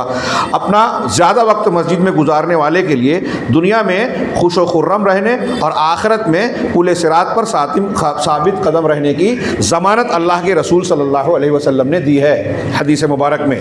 इसी तरीके से बारिश और तारीकियों में बशरिल मशाईन फिज़्ज़ुला में बिन्नूर ताम में यौमल क़ियामा, अल्लाह के बशरिल मशाईना इलल मसाजिद, हाँ, कि रात की तारीकी और बारिश की हालत में जब लोग मस्जिद में नहीं जाते, दुबक जाते हैं घरों में, ऐसे में मस्जिद के में जाकर नमाज अदा करने वालों को अल्लाह के रसूल सल्लल्लाहु अलैहि वसल्लम ने क़यामत के दिन कामिल नूर ताम की बशारत दी है। ये रिवायत मुतअद्दिद तुरुक से है, बाज़ तुरुक को उलमा ने सही, बाज़ को सही लगैरी और बाज़ को ज़ईफ़ कहा है, लेकिन साबित है ये रिवायत। इसी तरह फ़र्ज़ नमाज के बाद जब तक नमाजी अपने मुसल्ले पर बैठा रहता है, मस्जिद में बैठा रहता है, तब तक फ़रिश्ते उसके लिए दुआ करते हैं, अल्लाहुम्मा ग़फ़िर लहू वरहमहू, ऐ अल्लाह उसको बख्श दे और उस पर रहमत फरमा।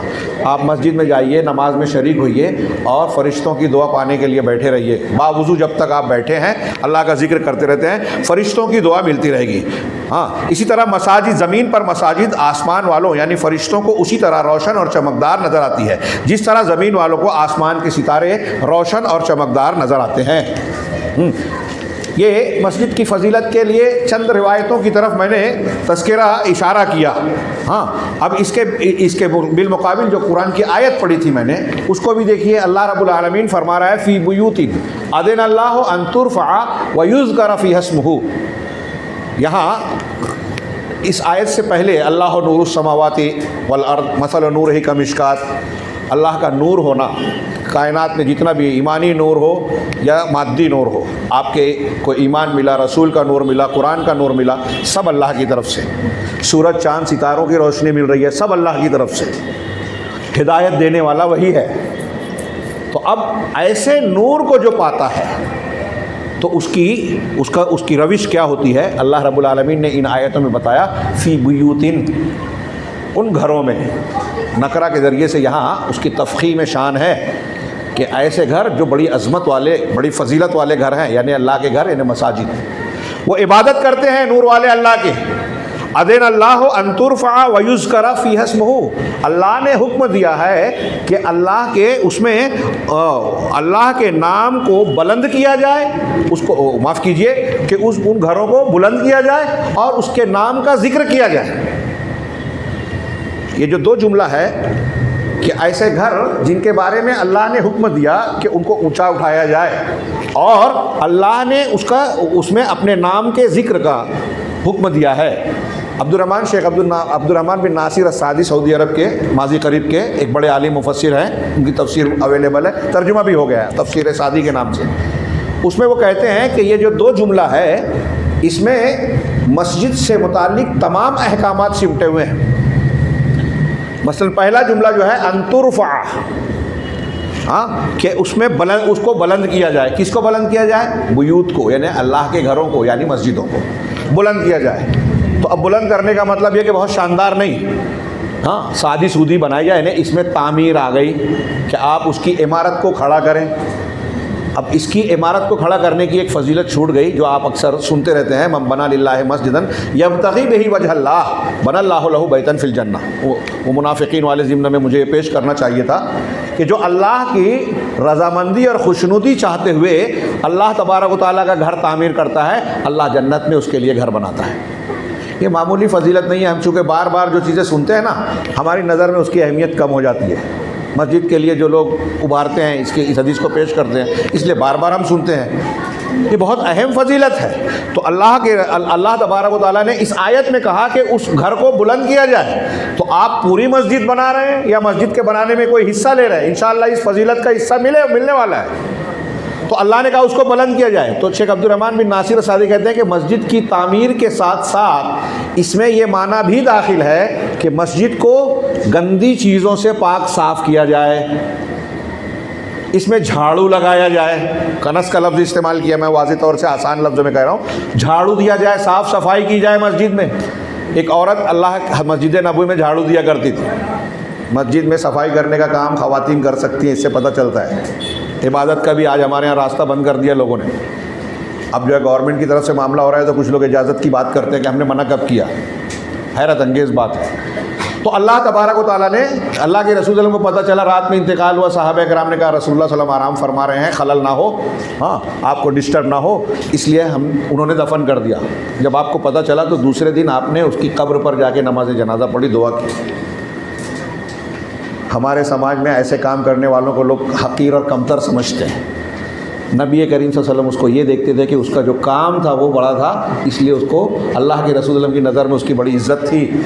اس کی وفات کے بعد، تدفین کے بعد اس کی قبر پہ جا کے نماز پڑھی. تو یہ بھی معنی داخل ہے کہ مسجد کی صفائی کی جائے. اس میں اگر کوئی گندگی آپ نے دیکھی تو آپ خود صاف کریں، چیخ پکار نہ مچائیں، مؤذن دیکھا نہیں کیا. ہمارے یہاں لوگ اس کے لیے ذمہ دار بنتے ہیں، ایسا لگتا ہے. نبی کریم صلی اللہ علیہ وسلم نے دیکھا کہ ایک مسجد کی دیوار پر رینٹ لگی ہوئی ہے، ناک لگی ہوئی ہے، تو آپ نے اپنے ہاتھوں سے اسے صاف کیا. کتنی فضیلت نبی کریم صلی اللہ علیہ وسلم نے بذات خود عمل کیا، یہ خود اس کی فضیلت بتا رہا ہے. اور ہمارے اور آپ کے لیے یہ سنت ہو گئی کہ مسجد کی صفائی کریں. تو مسجد کی صفائی کرنا، وہاں گندگی کو ہٹانا، رکاوٹوں کو دور کرنا، ایسی کوئی چیز جو نمازیوں کو یا کسی بھی مسجد میں عبادت کرنے والوں کے لیے نقصان دہ ہو، اس کو ختم کرنا، یہ بھی اس میں شامل ہے. ترفع کے معنی میں تو اس کی ساری نگرانی، حفاظت، یہ مسجد کے بلند کرنے کے معنی میں شامل ہے. پھر وَيُذْكَرَ فِيهِ اسْمُهُ، اور اس میں اللہ کے نام کا ذکر کیا جائے.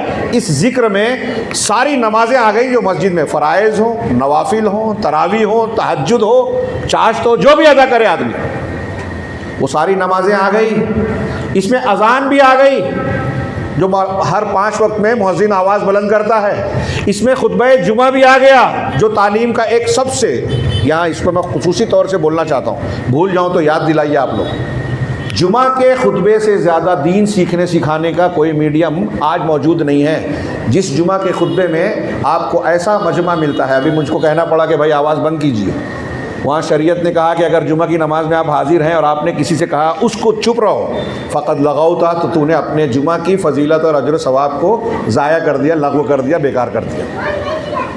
آپ کسی کو چپ رہو یہ نہیں بول سکتے. جمعہ میں ایسا مجمع آپ کو کہیں نہیں ملے گا دنیا میں،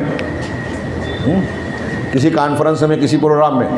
ہاں، تو اللہ کے رسول نے جمعہ کا میڈیم دیا.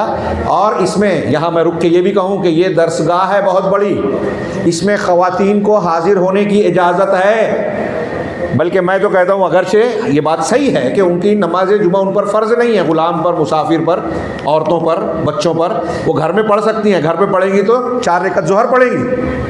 لیکن میں یہ آج کے زمانے کے اعتبار سے کہہ رہا ہوں کہ یہ خواتین، ہماری مائیں بہنیں سن رہی ہیں اور ان کے گھر کے جو ذمہ داران سن رہے ہیں کہ خواتین کو زور دے کر مسجدوں میں خطبہ جمعہ سنانے بھیجیے، درس قرآن، درس حدیث کی مجلسوں میں بھیجیے، ان کو دین سیکھنے سکھانے کا موقع اور انتظام کیجیے، موقع فراہم کیجیے. آپ کا فرض ہے. مسجد جائیں نہ جائیں یہ ایک دوسری بحث ہے، لیکن دین سکھانا آپ کا فرض ہے. اور دین سکھانے کا ایک میڈیم ہے جمعہ کا خطبہ. صحیح مسلم پڑھیے، بعض صحابیات کہتی ہیں کہ ہم لوگ جمعہ پڑھنے جاتے تھے تو رسول اللہ صلی اللہ علیہ وسلم ممبر پر جو سورہ کاف کی تلاوت فرماتے تھے، آپ سے ممبر پر سن کے مجھے پوری سورہ کاف یاد ہو گئی. اور کچھ عورتیں، خواتین کچھ مسائل بیان کرتی ہیں. 5 وقت کی نماز میں خواتین صحابہ کے زمانے میں، اللہ کے رسول صلی اللہ علیہ وسلم کے زمانے میں، صحابہ کے زمانے میں، ہاں تابعین، حضرت عمر کے زمانے میں بھی ہے. پتہ نہیں کہاں سے لوگ لائے کہ حضرت عمر نے منع کر دیا تھا. میں نے کئی اپنے حنفی دوستوں سے کہا کہ ایک دلیل لا کے بتائیے کہ حضرت عمر نے منع کیا تھا. میں آپ کو دلیل دوں گا کہ حضرت عمر نے منع نہیں کیا. بخاری موطا امام مالک میں روایت ہے، عاتقہ جو حضرت عمر فاروق رضی اللہ تعالیٰ عنہ کی زوجہ تھی، بیوی تھی، اور شہید ہو گئے، پھر دوسرے شادی کی پھر شہید ہو گئے. ہماری مائیں بہنیں سنے، وہ کہتی تھی حضرت عاتقہ اپنے عورتوں میں فخر کرتی تھی کہ میں 4 شہیدوں کی بیوہ ہوں، بیوی ہوں، 4 شہیدوں کی. تو وہی حضرت عاتقہ ایک دن مسجد سے لوٹیں تو حضرت عمر کے بیٹوں میں سے ایک بیٹا غالباً حضرت ابن عمر ہے، انہوں نے کہا کہ آپ کہاں سے آ رہی ہیں؟ کہا مسجد سے۔ کہا آپ کو پتہ نہیں ہے کہ عمر فاروق ناپسند کرتے ہیں کہ آپ مسجد جاؤ؟ تو کہا اگر ناپسند کرتے تو منع کیوں نہیں کرتے؟ کہا وہ منع نہیں کر سکتے۔ کہا کیوں نہیں منع کر سکتے؟ کہا اس لیے کہ اللہ کے رسول صلی اللہ علیہ وسلم نے فرمایا ہے کہ اللہ کی بندیوں کو اللہ کے گھروں سے یا مسجدوں سے، دونوں ہے روایت میں، امام بخاری نے 7-8 سند سے نقل کی حدیث، اور دوسری حدیث کی کتابوں میں بھی ہے، اللہ کی بندیوں کو روکو نہیں۔ گھر میں نماز پڑھنا افضل ہے عورت کا، صحیح بات ہے، لیکن اگر کوئی عورت بولے کہ میں مسجد جانا چاہتی ہوں تو شوہر کو یہ پاور شریعت نے دیا ہی نہیں ہے کہ روک دے۔ سنا آپ نے؟ دہرائیں گے؟ شوہر کو یہ اختیار نہیں ہے۔ عمر فاروق کو جرأت نہیں تھی کہ روک دے میں۔ حضرت عائشہ کا قول پیش کرتے ہیں کہ اگر آج اللہ کے رسول زندہ ہوتے تو جیسے بنی اسرائیل کی عورتوں کو مسجد جانے سے روکا تھا روک دیتے۔ بخاری میں ہے، صحیح بات ہے کہ یہ روایت ہے، لیکن حضرت عائشہ نے روکا کیا؟ حضرت عائشہ خود مسجد جانے سے رکی کیا؟ بنی اسرائیل کی عورتوں کو روکا گیا تھا، یہ کوئی بالکل ثابت شدہ چیز ہے کیا؟ مان لے تو حضرت عائشہ کہہ رہے ہیں رسول ہوتے تو منع کرتے، میں نہیں ہے، کوئی اور منع نہیں کر سکتا، اور آپ منع کر رہے ہیں۔ جس چیز سے حضرت عمر حضرت عائشہ رضی اللہ عنہما ڈرتے تھے، اپنا اختیار نہیں سمجھتے تھے، کہاں سے آپ کو پاور اختیار مل گیا کہ عورتوں سے مسجد جانے کا حق چھین لیا جو اللہ کا رسول نے دیا تھا اور دین سیکھنے کا ایک موقع فراہم کیا تھا؟ دین نہ سیکھ کر وہ عقیدے سے، دین سے، مسجد سے جب دور ہوئی تو دیکھیے کہ بدعقیدگی اور جہالت و گمراہی ان کے یہاں زیادہ ہے۔ پتہ یہ چلا، آپ نوٹ کیجئے میں جو جملہ کہہ رہا ہوں کہ عورتوں اور مردوں میں بھی آپ موازنہ کیجئے کہ جس کا تعلق مسجد سے جتنا زیادہ ہے وہ اتنا دیندار ہے، جتنا مسجد سے دور ہے، علماء سے دور ہے، وہ اتنا بے دین ہے۔ دین کی معلومات کم ہوگی، اسے دین پر عمل کا جذبہ کم ہوگا، اسے گانا بجانا اچھا لگے گا، قرآن سننا پسند نہیں آئے گا۔ جو مسجد آئے گا قرآن میں تلاوت امام صاحب کی سنے گا، اس کو اچھا لگے گا، بار بار سنے گا، قرآن یاد ہوگا، حفظ ہوگا، قرآن پڑھنے کا طریقہ آئے گا، نماز کا طریقہ آئے گا، ان کے دروس، ان کی ہدایات سن کر اس کو دین کی معلومات ہوگی، وہ دوسرے کے مقابلے میں زیادہ دین جانے گا۔ خیر، میں بھی مساجد کے فوائد اور کردار کا تھوڑا سا تذکرہ کروں گا، شاید وقت زیادہ ہو رہا ہے۔ تو اللہ کے نبی صلی اللہ علیہ وسلم کا میں یہ ذکر کہا تھا کہ اللہ کے نبی صلی اللہ علیہ وسلم نے مسجدوں کو عورتوں کے لیے کھولا، اور جمعہ کے خطبات میں وہ شرکت کرتی تھی خواتین اسلام۔ لہٰذا وہ مسجد کے آباد کرنے کے معنی میں یہ ساری چیزیں وَيُذْكَرَ فِيهَا اسْمُهُ۔ عبدالرحمن شیخ عبدالرحمن بن ناصر سعدی کہتے ہیں کہ اس میں نمازیں پڑھنا، اذان دینا، خطبہ پڑھنا، قرآن کی تلاوت کرنا، ذکر و اذکار کرنا، نماز کے بعد کی دعائیں پڑھنا بھی آگے آ رہا ہے۔ یسبحون لہ فیہا بالغدو والآصال، کہ اس میں جو لوگ ہیں وہ صبح اور شام کے وقتوں میں اللہ کی تسبیح بیان کرتے ہیں۔ تسبیح کے معنی میں نماز بھی آ گئی، سبحان اللہ الحمدللہ کہنا بھی آ گیا، اللہ کے دوسرے ذکر و اذکار بھی آ گئے، اور نماز کے بعد کے فرض نماز کے بعد کے جو اذکار ہیں، استغفر اللہ، آیت الکرسی، اللہم لا مانع لما اعطیت، اور یہ دوسرے جو اذکار ہیں، یہ اذکار بھی اس میں آ گئے۔ آپ ان چیزوں کو معمولی نہ سمجھیں، اگر ان کے معنویت کو، ان کے معنی اور مفہوم کو سمجھ کر کوئی بندہ پڑھنے لگے، غور سے سنیے یہ بات، یہ جملہ، تو وہ انتہائی پختہ پکا مسلمان مومن ہوگا، اور اس کی پوری زندگی سنورے گی، پوری زندگی، گھر کی زندگی، بازار کی زندگی، اپنی ڈیوٹی اور کام کی زندگی، بال بچوں کے معاملات، سب معاملات ٹھیک ہو گیا، آزمائشیں آئے گی ضرور۔ یہ ایسے ہی نہیں کہا اللہ نے ان الصلاۃ تنہی عن الفحشاء والمنکر، نماز فحشا، بے حیائیوں سے اور منکرات سے روکتی ہے۔ جب آپ نماز کو نماز کے آداب کے ساتھ پڑھیں گے، اس کی محافظت اور دوام کا کو اختیار کریں گے، پابندی کریں گے، اقامت صلاۃ، تو اس میں یہ ساری چیزیں شامل ہوگی، مسجد کی حاضری، اور مسجد کی حاضری پابندی سے اگر آپ کرتے ہیں نا، اس میں بے پناہ فوائد ہے، روحانیت ہے۔ میں نے جو کہا کہ یہ روحانی پاور ہاؤس ہے ایک مسلمان سماج کے لیے۔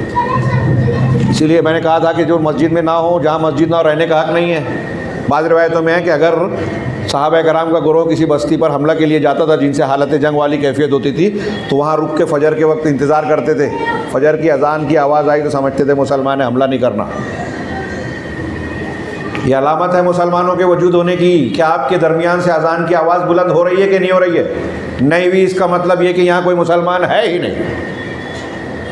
آپ کے وجود، آپ کی پہچان اور شناخت کی علامت ہے مسجد کا وجود، تو اللہ کے نام کا اس میں ذکر کیا جائے، اس میں ساری عبادات آ گئی۔ اعتکاف ایسی عبادت ہے، اس کو یوں کہیے آج کی زبان میں سمجھانے کے لیے کہوں کہ ہمارے ہاں جیسے وہ ہندوؤں میں جو ہے نا سنیاس ہے، عیسائیوں میں رہبانیت ہے، جین مذہب میں تیاگ ہے، بدھ مذہب میں سب کچھ چھوڑ دینا ہے، اسلام میں یہ جائز نہیں ہے۔ ہمارے صوفیوں نے فلاسفہ سے اور ان دوسرے مذاہب سے یہ لیے کہ خانقاہیت اختیار کی جائے، ہاں کچھ کمایا نہ جائے، عبادت کرے، اللہ اللہ کریں اور بدعتی عبادات کریں، ذکر کریں، کشف و منامات کو بنیاد بنائیں، ہاں اور کچھ کمانا ومانا نہیں ہے، لگاؤ دم مٹے غم، کمائے دنیا کھائیں ہم، اس طرح کے نعرے لگاتے ہیں۔ یہ عزت نہیں ہے، ذلت کی بات ہے۔ ہاں اللہ کے نبی صلی اللہ علیہ وسلم کی تعلیمات کے بالکل خلاف بات ہے۔ میں یہ کہہ رہا تھا کہ اعتکاف اس امت کے لیے میں کہتا ہوں جائز رہبانیت ہے۔ ابھی میں جو جملہ بول رہا ہوں اس پہ بہت سے لوگ اعتراض شروع کر دیں گے، سوشل میڈیا کا دور ہے، ہر کوئی قابل بننے لگتا ہے۔ ہاں میں رہبانیت سمجھانے کے لیے بول رہا ہوں، رہبانیت نہیں ہے یہ، کیونکہ اعتکاف کی حالت میں آدمی دنیا داری، گھر بار، بیوی سے دور ہو جاتا ہے، بیوی سے تعلق قائم نہیں کر سکتا، کئی چیزیں جو اب اس کے لیے عام حالات میں حلال ہیں اب وہ روک لیتا ہے اپنے آپ کو، جیسے روزے کی حالت میں، جیسے احرام کی حالت میں۔ ایسے یہاں 10 دن کے لیے جو اللہ کے رسول کا عام طریقہ تھا، 20 دن بھی آپ نے آخری سال کیا، مسجد میں قیام کرتا ہے عبادت کی نیت سے، اعتکاف رکنا۔ حضرت ابراہیم علیہ السلام نے اپنی قوم کے لوگوں سے سوال کیا تھا جو بتوں کے پاس رکتے تھے، مجاوری کرتے تھے، ما هذه التماثيل التي انتم لها عاکفون، یہ بت یہ کیا ہیں جن کے پاس جس کے پاس تم لوگ اعتکاف کرتے ہو؟ تو یہ اعتکاف عبادت ہے، یہ عبادت بھی صرف مسجد، جامع مسجد میں ہوگی جہاں جمعہ وغیرہ ہوتا ہے۔ تھوڑا سا اختلاف ہے اس میں، ابھی ایک قول آ گیا کہ صرف مسجد حرام میں، مسجد نبوی میں ہوگی اور 3 مسجدوں میں ہوگی، ایسا نہیں ہے، ہر اس مسجد میں حضرت عائشہ وغیرہ کے قول سے ثابت ہے۔ تو جہاں جمعہ ہوتی ہے، جماعت ہوتی ہے، تو یہاں اعتکاف بھی کیا جائے گا۔ مسجد اعتکاف کے لیے جگہ ہے۔ فی بیوت اذن اللہ ان ترفع ویذکر فیہا اسمہ، یہاں رک کر میں مسجد کے اور بھی کردار اور پیغام کا تھوڑا سا ذکر کرنا چاہتا ہوں۔ یعنی یہ سمجھ لیجئے کہ اس کے لیے مجھے کم سے کم 1 گھنٹہ چاہیے، لیکن میں 3-4 منٹ میں صرف اشارے کر رہا ہوں کہ مسجد جو ہے مسلمانوں کے لیے سب سے عظیم درسگاہ ہے۔ ابھی میں نے خطبہ جمعہ کا ذکر کیا، وہ سامنے رکھیے، خطبہ جمعہ میں خطیب تیاری کر کے، اور ماشاءاللہ ہمارے علماء اس کا لحاظ کرتے ہیں، حالات حاضرہ، موقع محل کا لحاظ کرتے ہوئے عوام کو جن احکام و مسائل کی دین کی رہنمائی کی ضرورت ہوتی ہے بتاتا ہے اور بتانا چاہیے۔ یہ ایک میڈیم ہوا تعلیم کا، دین سکھانے کا۔ پھر دروس قرآن، دروس حدیث ایک یہ ہوتا ہے۔ آپ ایک حدیث پر غور کیجئے کہ اللہ کے نبی صلی اللہ علیہ وسلم نے فرمایا مروا اولادکم بالصلاۃ اذا کانوا کیا ہے وہم ابناء 7، اپنے بچوں کو نماز کا حکم دو جب کہ وہ 7 سال کے ہوں، وَاضْرِبُوهُمْ عَلَيْهَا إِذَا كَانُوا أَبْنَاءَ 10 أَوْ كَمَا قَالَ وَفَرِّقُوا بَيْنَ مَضَاجِعِهِمْ، اور ان کو جب 10 سال کی عمر ہو جائے، غور سے 7 سال کی عمر میں مسجد جانے کے لیے کہو، نماز پڑھنے کے لیے کہو، اور جب 10 سال کے ہو جائیں تو انہیں حکم دو، حکم صرف نہیں دینا ہے، نہ جانے پر مارو اور ان کے بستر الگ کر دو، بھائی بہن کے بستر الگ کر دو۔ لحاظ کیجئے، یہ سماجی زندگی میں اس کا لحاظ نہ کرنے سے بہت سارے نقصانات ہوتے ہیں اور ہو رہے ہیں آج کے زمانے میں۔ تو اب یہاں غور کیجئے کہ 7 سال کا بچہ مکلف نہیں ہوتا، نابالغ ہے۔ ہم اکثر احکامات میں پڑھتے ہیں کہ کس پر فرض ہے، تو کہتے ہیں عاقل، بالغ اور ایسا ہو، آزاد ہو۔ تو بالغ پر فرض ہوتی ہے، شریعت کا مکلف ہوتا ہے عام طور پر، لیکن یہاں نماز کی تعلیم کے لیے بلوغت سے پہلے لے جانے کا حکم ہے۔ اور 10 سال، یہاں 10 سال کا، 10 سال میں بچے عموماً بالغ نہیں ہوتے، الا ماشاءاللہ گرم علاقوں میں ہو سکتے ہیں، لیکن عموماً نہیں ہوتے سرد علاقوں میں یا ہمارے یہاں۔ تو 10 سال کی عمر میں نہ جانے پر مارو جبکہ نماز ابھی اس پر فرض نہیں ہے۔ کیوں؟ یہ تربیت کا ایک حصہ ہے، تعلیم کا ایک حصہ ہے کہ جب آپ بچے کو اس سال سے مسجد لے جائیں گے تو ایک تعوید اور تمرین ہوگی، مشق ہوگی، اس کی عادت پڑے گی۔ کیونکہ اچانک اگر آپ کہیں گے کہ 5 وقت بغیر بلا ناغہ آپ کو پابندی کرنی ہے، تو بغیر پہلے سے مشق کیے ہوئے اگر کوئی آدمی کرنا چاہے تو بہت مشکل پیش آتی ہے، الا ماشاء اللہ۔ صحابہ کرام کی مثال ہے ہمارے سامنے۔ تو ایک چیز تو یہ کہ عادت ڈالی جائے، دوسرا یہ کہ اس عمر سے جب وہ مسجد جانے لگتا ہے تو مسجد جانے سے آنے سے بہت سی چیزوں کو دیکھ دیکھ کے سیکھ لیتا ہے، امام کی قرأت سن کر قرآن کا بہت اچھا خاصا حصہ یاد کر لیتا ہے۔ اگر ہمارے یہاں جیسے آج مسجدوں میں وضو خانے کا اور دوسری چیزوں کا اہتمام ہوتا ہے، وہ دیکھے گا تو وہاں وضو کرنے والوں کو دیکھ کر وضو کا طریقہ سیکھ سکتا ہے۔ مسجد میں کوئی الٹی سیدھی حرکت کرتا ہے، لوگ سکھاتے ہیں، وہ آداب سکھاتا ہے، جمعہ کے خطبے سنتا ہے اور درس سنتا ہے، نمازوں میں کوئی غلط سلط کام ہو جائے تو امام یا کوئی عالم جو ہے اصلاح کرتا ہے، وہ سمجھ میں آتا ہے۔ ایسے کئی امور مسجد میں دیکھ کر اس کی تعلیم کا گویا سلسلہ جاری ہو جاتا ہے اسی عمر سے، تعلیم کا۔ اور تیسری چیز تعلیم والی معاملے میں آپ غور کیجئے کہ نبی کریم صلی اللہ علیہ وسلم کے عہد مبارک میں صفہ کے صحابہ، حضرت ابو ہریرہ جس میں ایک ممتاز طالب علم تھے، جو صحابہ کرام اللہ کے رسول صلی اللہ علیہ وسلم سے دین سیکھنے پڑھنے آتے تھے، حدیثیں سیکھنے آتے تھے، ان کو صفہ میں پڑھاتے تھے۔ یہ صفہ کہاں تھا؟ صفہ کا چبوترا ایک بنا ہوا تھا۔ آج آپ جائیے مسجد نبوی میں، اللہ کے نبی صلی اللہ علیہ وسلم روزے سے جڑا ہے، وہ وہاں اصل میں وہاں نہیں تھا، تھوڑا سا سامنے کے حصے میں تھا۔ نبی صلی اللہ علیہ وسلم کے ممبر کے باہر صحن کے حصے میں ایک چبوترا تھا، وہ پڑھنے والے بچے آتے تھے، وہیں قیام کرتے تھے اور اللہ کے رسول صلی اللہ علیہ وسلم کی درسگاہ میں بیٹھ کر تعلیم حاصل کرتے تھے، مسجد میں سیکھتے تھے۔ تعلیم کا ایک مرکز ہے، اور یہاں رک کے میں بتاؤں کہ اسی بنیاد پر مسجد، مدرسہ یا مکتب ساتھ ساتھ، ہمارے الفرقان یہ جو اسٹڈی ہے مسجد سے جڑا ہوا ہونا بھی چاہیے، جوڑنا چاہیے بچوں کو۔ تعلیم تربیت دونوں ساتھ ساتھ چلتی ہے اس میں، اس کو آپ ہلکا نہ سمجھیں۔ ہاں، اور یہاں رک کے ایک اور بات کہنا چاہوں گا کہ انہی دو مراکز سے آج عالم اسلام کے، عالم کفر کے لوگوں کو، دشمنان اسلام کو بہت بہت بہت تکلیف ہے۔ ہندوستان میں دیکھیے مدارس پر سوال اٹھتے رہتے ہیں، کہیں بلڈوزر چل رہے ہیں، کہیں لائسنس کی رجسٹریشن کی بات کر کے بند کرنے کی بات کی جاتی ہے، پہلے مدرسہ بورڈ بنا کے ایڈ دیتے ہیں، بعد میں اس کو روکنے کی بات کرتے ہیں۔ یو پی میں اور شمالی ریاستوں میں کئی جگہ، وہ آپ کیا مجھے نہیں پتہ کیا حال ہے۔ عالمی سطح پہ امریکہ، یورپ مدارس پہ اور مساجد پہ سب سے زیادہ نظر ہے۔ امریکہ کو کیا انٹریسٹ ہے، کیا مسلمانوں سے ہمدردی ہے کہ پاکستان میں مدرسوں کے نصاب تعلیم کی اصلاح کی بات کرتا ہے اور کہتا ہے کہ تیونس کی کالجز میں جو ہمارے نگرانی میں جو نصاب مقرر کیا گیا ہے مسلمانوں نے، وہی اختیار کیا جائے، اور وہاں کے نصاب تعلیم کو آپ دیکھیں گے تو آپ کہنے پہ مجبور ہوں گے کہ کسی مسلمان ادارے کا وہ نصاب تعلیم ہو ہی نہیں سکتا، کفر اور الحاد پر مبنی ہے۔ بہرا لوگوں کو وہاں ذمہ دار بنا کے ایسی چیزوں کو نصاب میں داخل کیا ہے جو ایک مسلمان بچے کو غیر مسلم بنا دے۔ میں کوئی مبالغہ نہیں کر رہا ہوں، ایڈ دے رہے ہیں وہ لوگ کہ ہم جو کہہ رہے ہیں ویسے آپ نصاب تعلیم کو شامل کیجئے۔ آج مدارس کا بہت برا حال ہے۔ یہ مساجد اور مدارس ہمارے دینی تشخص کے آخری قلعے ہیں، اور دشمنان دین کی اس پر بھی نکاح ہے۔ اور آپ ایک نوٹ کیجئے بات، فلسطین ہو، ہندوستان کے فسادات ہوں، ہندوستان میں فرقہ پرست طاقتیں ہوں، یا دوسرے ملکوں میں جو لوگ ہوں، امریکہ، یورپ میں جہاں مسلمان ملکوں پر بستیوں پر حملے کرتے ہیں، وہ انہی دو تین چیزوں پر سب سے زیادہ نشانہ سادھتے ہیں۔ مسجدوں کو منہدم کرنے کا سلسلہ بہت بڑھ چکا ہے۔ نبی کریم صلی اللہ علیہ وسلم کی شخصیت پر اعتراض، مسجدوں کا اور مدرسوں کا کو نشانہ بنایا جاتا ہے۔ مسجد، مدرسہ، اور اگر مسلمانوں کی کوئی خاص تعلیم گاہ لائبریری ہے اس کو نشانہ بنایا جاتا ہے۔ عراق کے حملے کے بعد ایک بہت بڑی تعداد میں مسلمانوں میں جو اعلیٰ اسکالرز تھے، سائنٹسٹ، پڑھے لکھے علماء، بڑے بڑے لوگ غائب کر دیے گئے۔ بہت سے لوگ عراق سے بھاگ کر جان بچانے پر مجبور ہوئے۔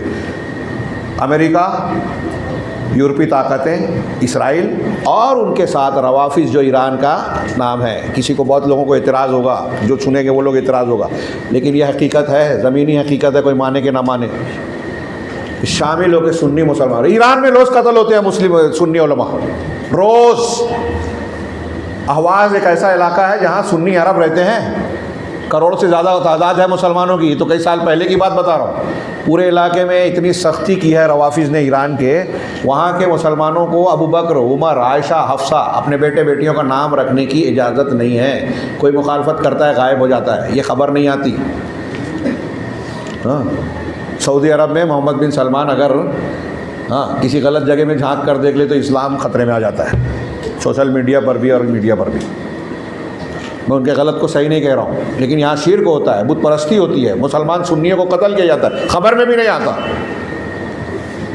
تو میں عرض کر رہا تھا کہ ان چیزوں میں سب سے زیادہ بنیادی طور سے جس کو، اور ایران میں سنی مساجد بنانے کی اجازت نہیں ہے، کبھی کہیں بناتے ہیں تو ایرانی حکومت جو ہے مختلف بہانوں سے اس کو ڈھا دیتی ہے، ایسے بیسیوں واقعات ہیں صحیح خبروں میں، آپ ان کے موافقین کو جو ان کے دم چھلے ہیں ان کو بیان کریں، کہیں گے پروپیگنڈا ہے، جو وہاں رہتے ہیں جنہوں نے دیکھا ہے تصویریں بھیجی ہیں وہ کہ بیان کرتے ہیں۔ خیر، تو مساجد مدارس کے تعلیم گاہ ہیں، تربیت گاہیں ہیں، اور اس پر دشمنان دین کی سب سے زیادہ نگاہیں ہیں، ان کو ختم کرنا چاہتے ہیں۔ اس کے پیغام کو ہم اور آپ سمجھنے کو تیار نہیں ہیں کہ مساجد اور مدارس کی کتنی اہمیت ہے۔ یہ زندہ ہیں تو علماء ہیں، علماء اور یہ لوگ ہیں تو ہماری مسجدیں آباد ہیں، ہمارا دین زندہ ہے، ورنہ ہماری بچیاں جس طرح ابھی مرتد ہو رہی ہیں، ہمارے بچے بھی ہوں گے، سلمان رشدی، تسلیمہ نسرین، ہر جگہ پیدا ہونا شروع ہو جائیں گے، اور ہو رہے ہیں۔ آج یہ جو ہم رونا روتے ہیں، بے غیرتی ہم دیکھ رہے ہیں، اس کی بڑی وجہ مسجد کا پیغام اور کردار ہم نے چھوڑ دیا ہے۔ میں نے کہا تھا 2-3 منٹ میں کہوں گا ایک دو جملہ اور، کہ مسجد جو ہے اس کا کردار دیکھنا ہے آپ کو۔ دیکھیے کہ مسجد کا کردار یہ ہے کہ وفود آتے تھے اللہ کے رسول کے زمانے میں، وفد نجران غیر مسلم آتے تھے، غیر مسلم ثمامہ بن اسال گرفتار ہوئے، صحیح بخاری کی لمبی واقعہ ہے، بڑا پیارا، پڑھیے اس کو، میں پورا نہیں بیان کروں گا۔ یمامہ کے سرداروں میں سے تھے، صحابہ گرفتار کر کے لے آئے، وہ عمرہ کرنے جا رہے تھے، اللہ کے رسول نے مسجد نبوی میں باندھا۔ مسجد کی حفاظت کرنے کا یہ جو میں بھی تفسیر پڑھ رہا ہوں، عبدالرحمن بن ناصر السعدی نے اس میں کہا ہے کہ مسجد کو مجنوں اور پاکی گندے لوگوں سے، بچوں سے جو مسجد کے تقدس کو پامال کریں اسے بچایا جائے، جو گندگی پھیلائے ان سے بچایا جائے، اس میں ہے کافر سے بھی بچایا جائے، لیکن ضرورت اور مصلحت کی بنیاد پر کافر کو مسجد میں بلایا جا سکتا ہے۔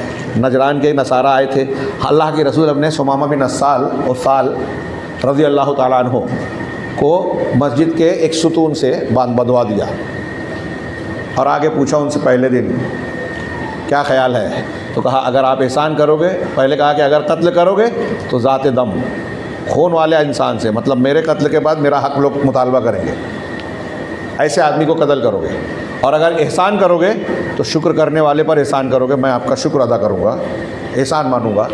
ہاں، اور پھر جملہ کہا، پھر دوسرے دن آپ نے کہا، پھر آپ نے وہی جواب دیا، دوسرا پہلا والا قتل والا جملہ چھوڑ کر کے، یار یہ اچھے اخلاق کے نظر آ رہے ہیں۔ پھر تیسرے دن آپ نے کہا کہ انہیں کھول دو، وہ مسجد نبوی سے نکل کر گئے قریب کے ایک باغ میں، کوئی چشمہ پانی کا بہ رہا تھا، وہاں غسل کیا اور واپس آ کر کلمہ پڑھ لیا، اور کہا اللہ کے رسول صلی اللہ علیہ وسلم آج کے دن سے پہلے آپ کے چہرے سے زیادہ ناپسندیدہ چہرہ میرے لیے کسی کا نہیں تھا، لیکن آج آپ سے زیادہ محبوب میری نظر میں کوئی اور نہیں ہے، آپ سے زیادہ ناپسندیدہ شہر، اس شہر سے زیادہ، آپ کے شہر سے زیادہ ناپسندیدہ کوئی نہیں، آج کے بعد سب سے زیادہ پسندیدہ شہر یہ ہے۔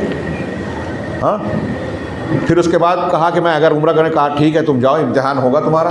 وہاں گئے تو لوگوں نے کہا کہ تم بے دین ہو گئے، کہا نہیں میں بے دین نہیں ہوا، میں محمد صلی اللہ علیہ وسلم کے ساتھ اسلام لے آیا ہوں، اور اللہ کی قسم میرے علاقے سے تمہارے پاس جو اناج آتا ہے، غلہ آتا ہے نا میرے شہر سے، میری بستی سے، اللہ کے نبی محمد صلی اللہ علیہ وسلم اجازت نہیں دیں گے تو ایک دانہ نہیں پہنچنے دوں گا۔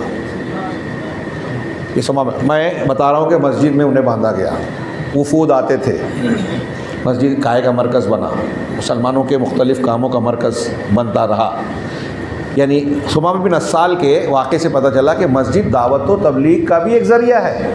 3 دن باندھ کے رکھا، کھولنے پر اسلام لیا، کیوں ایسے ہی ہو گیا؟ 3 دن انہوں نے نمازیں دیکھی، 3 دن انہوں نے اللہ کے رسول صلی اللہ علیہ وسلم اور صحابہ کرام کا کردار اور اخلاق دیکھا، قیدی کے ساتھ حسن سلوک دیکھا۔ مسجد یہ چیزیں سکھاتی ہے، یعنی مسجد میں اگر مسجد کا کردار، آج کل ہمارے یہاں کچھ لوگ ایک پروگرام کر رہے ہیں، کیا مسجد دکھائے، مسجد میں وزٹ مسجد کا کراتے ہیں۔ ہاں، ابھی میں بنگلور گیا تھا تو بعض نوجوان نے پوچھا کیا خیال ہے، کہا دعوت دینے کے جو جائز اسلوب ہے کوئی بھی اختیار کر سکتے ہیں، لیکن ہمارا اعتراض اس پہ نہیں ہے، ہمارا اعتراض اس پہ ہے کہ آپ دعوت دیتے ہیں، دنیا کی باتیں کرتے ہیں، جو اللہ کے رسول نے دعوت دی صلی اللہ علیہ وسلم، سب سے پہلے آپ اس کو اہمیت دیتے ہی نہیں، توحید کو۔ تو وہ کہتا ہے کہ بھائی آپ کے یہاں یہ اچھائی ہے تو ہمارے یہاں یہ اچھائی ہے، وہ آپ کو اپنے دین کی دعوت دیتا ہے، اور آپ کہتے ہیں واہ واہ، یہ کیا بات ہوئی؟ آپ داعی بھی ہیں، مدعو بھی بن جاتے ہیں اس کے۔ تو دعوت علی منہاج رسول ہونی چاہیے۔ دیکھیے یہاں اسلام قبول کیا، اس طریقے سے آپ دیکھیں گے تو مسجد مسلمانوں کے لیے سینٹر ہے. آپ لوگوں میں جو لوگ جانکار ہیں سماجی اعتبار سے، قانونی اعتبار سے، ان کو معلوم ہوگا کہ ہندوستان میں جو ہمارا سسٹم ہے مختلف ریاستوں میں پولیس کا، وہاں پولیس اسٹیشن کے ایریے بندے ہوتے ہیں. پولیس اسٹیشن کے ایریے بندے ہوتے ہیں. جیسے مثال کے طور پہ اس محلے کا ایک اسٹیشن ہے، تو اس پورے علاقے میں وہ ان کے یہاں نقشہ اور حد بندی ہوتی ہے کہ فلاں گلی تک اور فلاں محلے تو فلاں جگہ تک یہ ہماری حد میں ہے. یہاں ہونے والا کوئی بھی واقعہ، کوئی بھی کیس ہمارے پولیس اسٹیشن میں سالو ہوگا، اس کی کمپلین FIR درج ہوگی اور کارروائی ہوگی. اس سے ہٹ کر جب ہوگا تو دوسرے ایریے میں آتا ہے تو وہ اس پولیس اسٹیشن میں ہوگا. تو یہ گورنمنٹ کی نظر میں ایک پولیس اسٹیشن کا جو حدود ہیں، ان حدود کو اس کا مکلف مانا جاتا ہے. ہمارے کرناٹک کے ایک پولیس کمشنر ریٹائرڈ تھے مسلمان، انہوں نے تقریر کی، بڑی پیاری بات لگی ان کی کہ بہت پہلے اسلام نے مسجد کو یہ حیثیت دی تھی ہمارے یہاں کہ ہمارے محلے کی جو مسجد ہے اس کا ہمارا محلہ پورا ایریا ہے. اس ایریے میں جو لوگ نماز پڑھتے ہیں، جو لوگ رہتے ہیں، ان کو نماز پڑھنے آنا چاہیے. نہیں آتا ہے تو آپ جائیں، پوچھیں کیوں نہیں آ رہے ہو. اگر بیمار ہے تو اللہ کے رسول صلی اللہ علیہ وسلم نماز کے بعد پوچھتے تھے کہ فلاں نہیں آیا، کہا بیمار ہے، کہا عیادت کرنی چاہیے، عیادت کے لیے جاتے تھے. نماز مسجد سماجی ربط و ضبط کی جگہ ہے. اتحاد و اتفاق کا جتنا بہترین نمونہ نماز میں ملتا ہے کسی اور میں یہ اتنا ایسا ہی نہیں ہے. بڑی بڑی شخصیات، آپ شیخ عبدالرحمن کیلانی کی اردو میں کتاب ہے مساجد کا بیان، مساجد کا بیان، اس کو پڑھیے. یہ جو خصوصیات میں نے بیان کیا اس میں انہوں نے درج کیا ہے، چند میں نے اس میں کمی بیشی کی ہے. تو وہ مقدمے میں انہوں نے لمبی چوڑی تفصیل لکھی ہے مساجد اور مدارس کے بیان پر. تو اس میں انہوں نے 10 واقعات ذکر کیے ہیں، بڑے بڑے نام لیا ہے کہ فلاں آدمی جو ہے محمد اسد جو تھے، ایک بہت بڑے یورپ کے آدمی تھے، انہوں نے مسجد میں مسلمانوں کو جماعت سے نماز پڑھتے ہوئے دیکھا، بہت متاثر ہوئے. انہیں بہت بھلا محسوس ہوا، سکون لگتا کہ یہ لوگ اتنے اچھے طریقے سے پڑھ رہے ہیں اور سب ایک ہو گئے ہیں. ہاں، چنانچہ انہوں نے اسٹڈی کی، مسلمان ہو گئے. اٹلی کی ایک فلم اداکارہ کا ذکر کیا، اس میں واقعہ بیان کیا ہے، میں نام بھول گیا. ہاں، اس نے بھی مصر میں شوٹنگ کے لیے گئی، وہاں ایک چھوٹی سی مسجد دیکھی کہ لوگ جا رہے ہیں، جا کے جھانکا تو دیکھا لوگ نماز پڑھ رہے ہیں. انہیں بہت بھلا لگا، اس نے اپنے تاثرات کا ذکر کیا. مصر سے چلے جانے کے بعد، اٹلی چلے جانے کے بعد اسے وہی یاد آتا رہا، وہ پھر آئی، زیارت کی اور پھر مسجد سے متعلق معلومات لی اور کہا کہ مجھے بھی ان لوگوں میں شامل ہونا ہے. مسلمان ہو گئی. مسجد میں جو طریقے عبادت ہے، مسجد کے آداب ہے، مسجد کا وقار ہے. ابھی میں نے ثمامہ بن اسال رضی اللہ عنہ کا واقعہ ذکر کیا، اور یہ جو اشارہ کر رہا ہوں نئے واقعات کی طرف، یعنی کیلانی صاحب کے ایسے واقعات کی ایک لمبی فہرست ہے. اگر مسجد میں صحیح طریقے سے ہم مسجد کے پیغام کو زندہ کر دیویں، ہم نے آج رسم بنا لیا کہ عمارت کھڑی کر دی، بنا دیا کچھ اچھے نقش و نگار، اور اس کے بعد سمجھ لیا کہ یہ تو ہم نے گھر بنایا، میرا گھر جنت میں بن گیا ہے، میں نماز پڑھوں کہ نہ پڑھوں، نماز مسجد کے حق کا ادا کروں نہ کروں. ہماری مسجدوں میں جو ذمہ دار بنتے ہیں انہیں بھی نہیں پتہ کہ مسجد میں کیا کرنا چاہیے. تو میں کہہ رہا تھا پولیس اسٹیشن جیسے ہوتا ہے نا ایک ایریا کا، ایک مسجد کو اپنا ایریا سنبھالنا چاہیے. امام مسجد، آپ ٹرسٹیان مسجد ایسے امام کو، ایسے خطیب کو چن کر رکھیں جو اس علاقے کے لوگوں کی روحانی تربیت کریں، ضرورت کا دین سکھا سکیں اور ان سے عام رابطہ قائم کریں. جیسے اللہ کے نبی صلی اللہ علیہ وسلم کا طریقہ تھا، فلاں آدمی کیوں نہیں بیمار ہے، عیادت کے لیے چلے گئے. فلاں صحابہ کو دیکھا کہ یہ پھٹے حال ہے، مسجد میں کچھ صحابہ آئے، کپڑے پھٹے ہیں، غریب ہیں، آپ کو دیکھ کر بہت برا لگا، آپ نے سب کو بلوایا اور اس کے بعد تقریر کی اللہ کے راستے میں انفاق کے لیے. ہاں، ایک صحابی گئے گھر سے، وہ بوجھا اٹھا کے لایا، ان کو دیکھ کر پھر بہت سارے 2-3 ڈھیر لگ گئے. صحیح مسلم کی حدیث ہے. اس کو دیکھ کر آپ خوش ہوئے اور کہا جس نے اسلام میں کوئی اچھا طریقہ اختیار کیا تو اس کو خود اس کے عمل کا بھی اجر ملے گا اور اس طریقے کے دیکھ کر دوسرے لوگ جو کر رہے ہیں اس کا بھی ثواب ملے گا، اور دونوں کے عمل میں کوئی کمی نہیں ہوگی. کہ نئی بدعت نئے طریقے کے سلسلے میں نہیں، پہلے سے جو دین میں موجود ہے ایک چیز ہے صدقہ خیرات، آپ وہ کر رہے ہیں، آپ کے طریقے کو دیکھ کر کوئی اور کر رہا ہے تو اس کا بھی اجر ثواب آپ کو ملے گا. تو میں یہ عرض کر رہا تھا کہ اللہ کے نبی صلی اللہ علیہ وسلم دیکھیے مسجد کو مسلمانوں کے باہمی تعلق، باہمی ہمدردی، ایک دوسرے کی مدد کا مرکز بھی بنا رہے ہیں. اور جیسا کہ میں نے اشارہ کیا کہ اتحاد و اتفاق کی انتہائی زبردست ہم کو تعلیم ملتی ہے مسجد سے. اور اللہ کے نبی صلی اللہ علیہ وسلم جماعت کھڑی ہونے سے پہلے کہتے قدم سے قدم ملا لو، درمیان میں خالی جگہ رکھو گے تو اللہ تعالیٰ دلوں میں اختلاف ڈالے گا. اب اتحاد و اتفاق کی جگہ پر آج ہمارے یہاں کچھ لوگ اختلاف، جیسے ابھی میں نے کہا کہ مسجد جو توحید کا درس دینے کا مرکز ہے اس کو بعض لوگوں نے بدعت و خرافات کی جگہ بنا دیا. اب کوئی لوگ اجتماعی ذکر کر رہے ہیں، کوئی اندھیرا کر کے جو ہے مدینے کی سیر کرتا ہے آنکھ بند کر کے مسجد میں، کوئی اور کچھ حلقے تیار کرتا ہے حقی لگانے کا، فلاں سلسلے سے ہم جڑے چشتی قادری نقشبندی تو انہوں نے یہ عبادت بتائی ہے تو مسجد میں یہ کرنا. یہ مسجد کے تقدس کو، مقصد کو پامال کرنا ہے، شریعت کا مذاق اڑانا ہے، قرآن حدیث کو کھلواڑ بنانا ہے، اللہ اور اس کے رسول کے سامنے مقابلے کے لیے کھڑے ہونا ہے کہ آپ دین کے مرکز کو دین کی مخالفت کا مقام بنا رہے ہیں. تو مساجد کے ان احکامات کو سمجھیں، عام آدمی بھی سمجھے، مسجدوں کے ٹرسٹی بھی سمجھیں. وہاں کے جو امام و خطیب ہیں وہ ایسے ہی نہیں ہیں روایتی نماز پڑھا دی ختم، بلکہ انہیں اپنی ذمہ داری سمجھنا چاہیے. اور ٹرسٹیوں کو، لوگوں کو چاہیے کہ اس ذمہ داری کو ادا کرنے کے لیے امام صاحب کو آپ دوسری فکر سے فارغ کریں. میں کوئی ایسی ویسی بات نہیں کہہ رہا ہوں، بہت اہم کہہ رہا ہوں. ان کی تنخواہ اتنی متعین کر دیجئے کہ ان کو سوچنا ہی نہ پڑے کہ مجھے دوسرا کام کرنا ہے. مجھے مسجد کے کام پر فوکس کرنا ہے، اور مسجد کا کام صرف 5 وقت کی نماز پڑھا دینا نہیں ہے، وہ تو ہے ہی اور سب سے اہم کام ہے. جمعہ کا خطبہ، عوام سے رابطہ، لوگوں کو دین بتانا. کوئی غلط نماز پڑھ رہا ہے، کوئی بچے کو دیکھ رہے ہیں کہ وہ شرارت کرتا ہے، غلط نیت باندھتا ہے، رفع الیدین ٹھیک سے نہیں کرتا، پیر ٹھیک سے نہیں رہتا، صف ٹھیک سے نہیں بناتا، ہم اس کو بتائیں کہ اس طرح کھڑا ہوا جاتا ہے، ایسے نیت بنائے. یہ تعلیم و تربیت کا مقام ہے، مرکز ہے.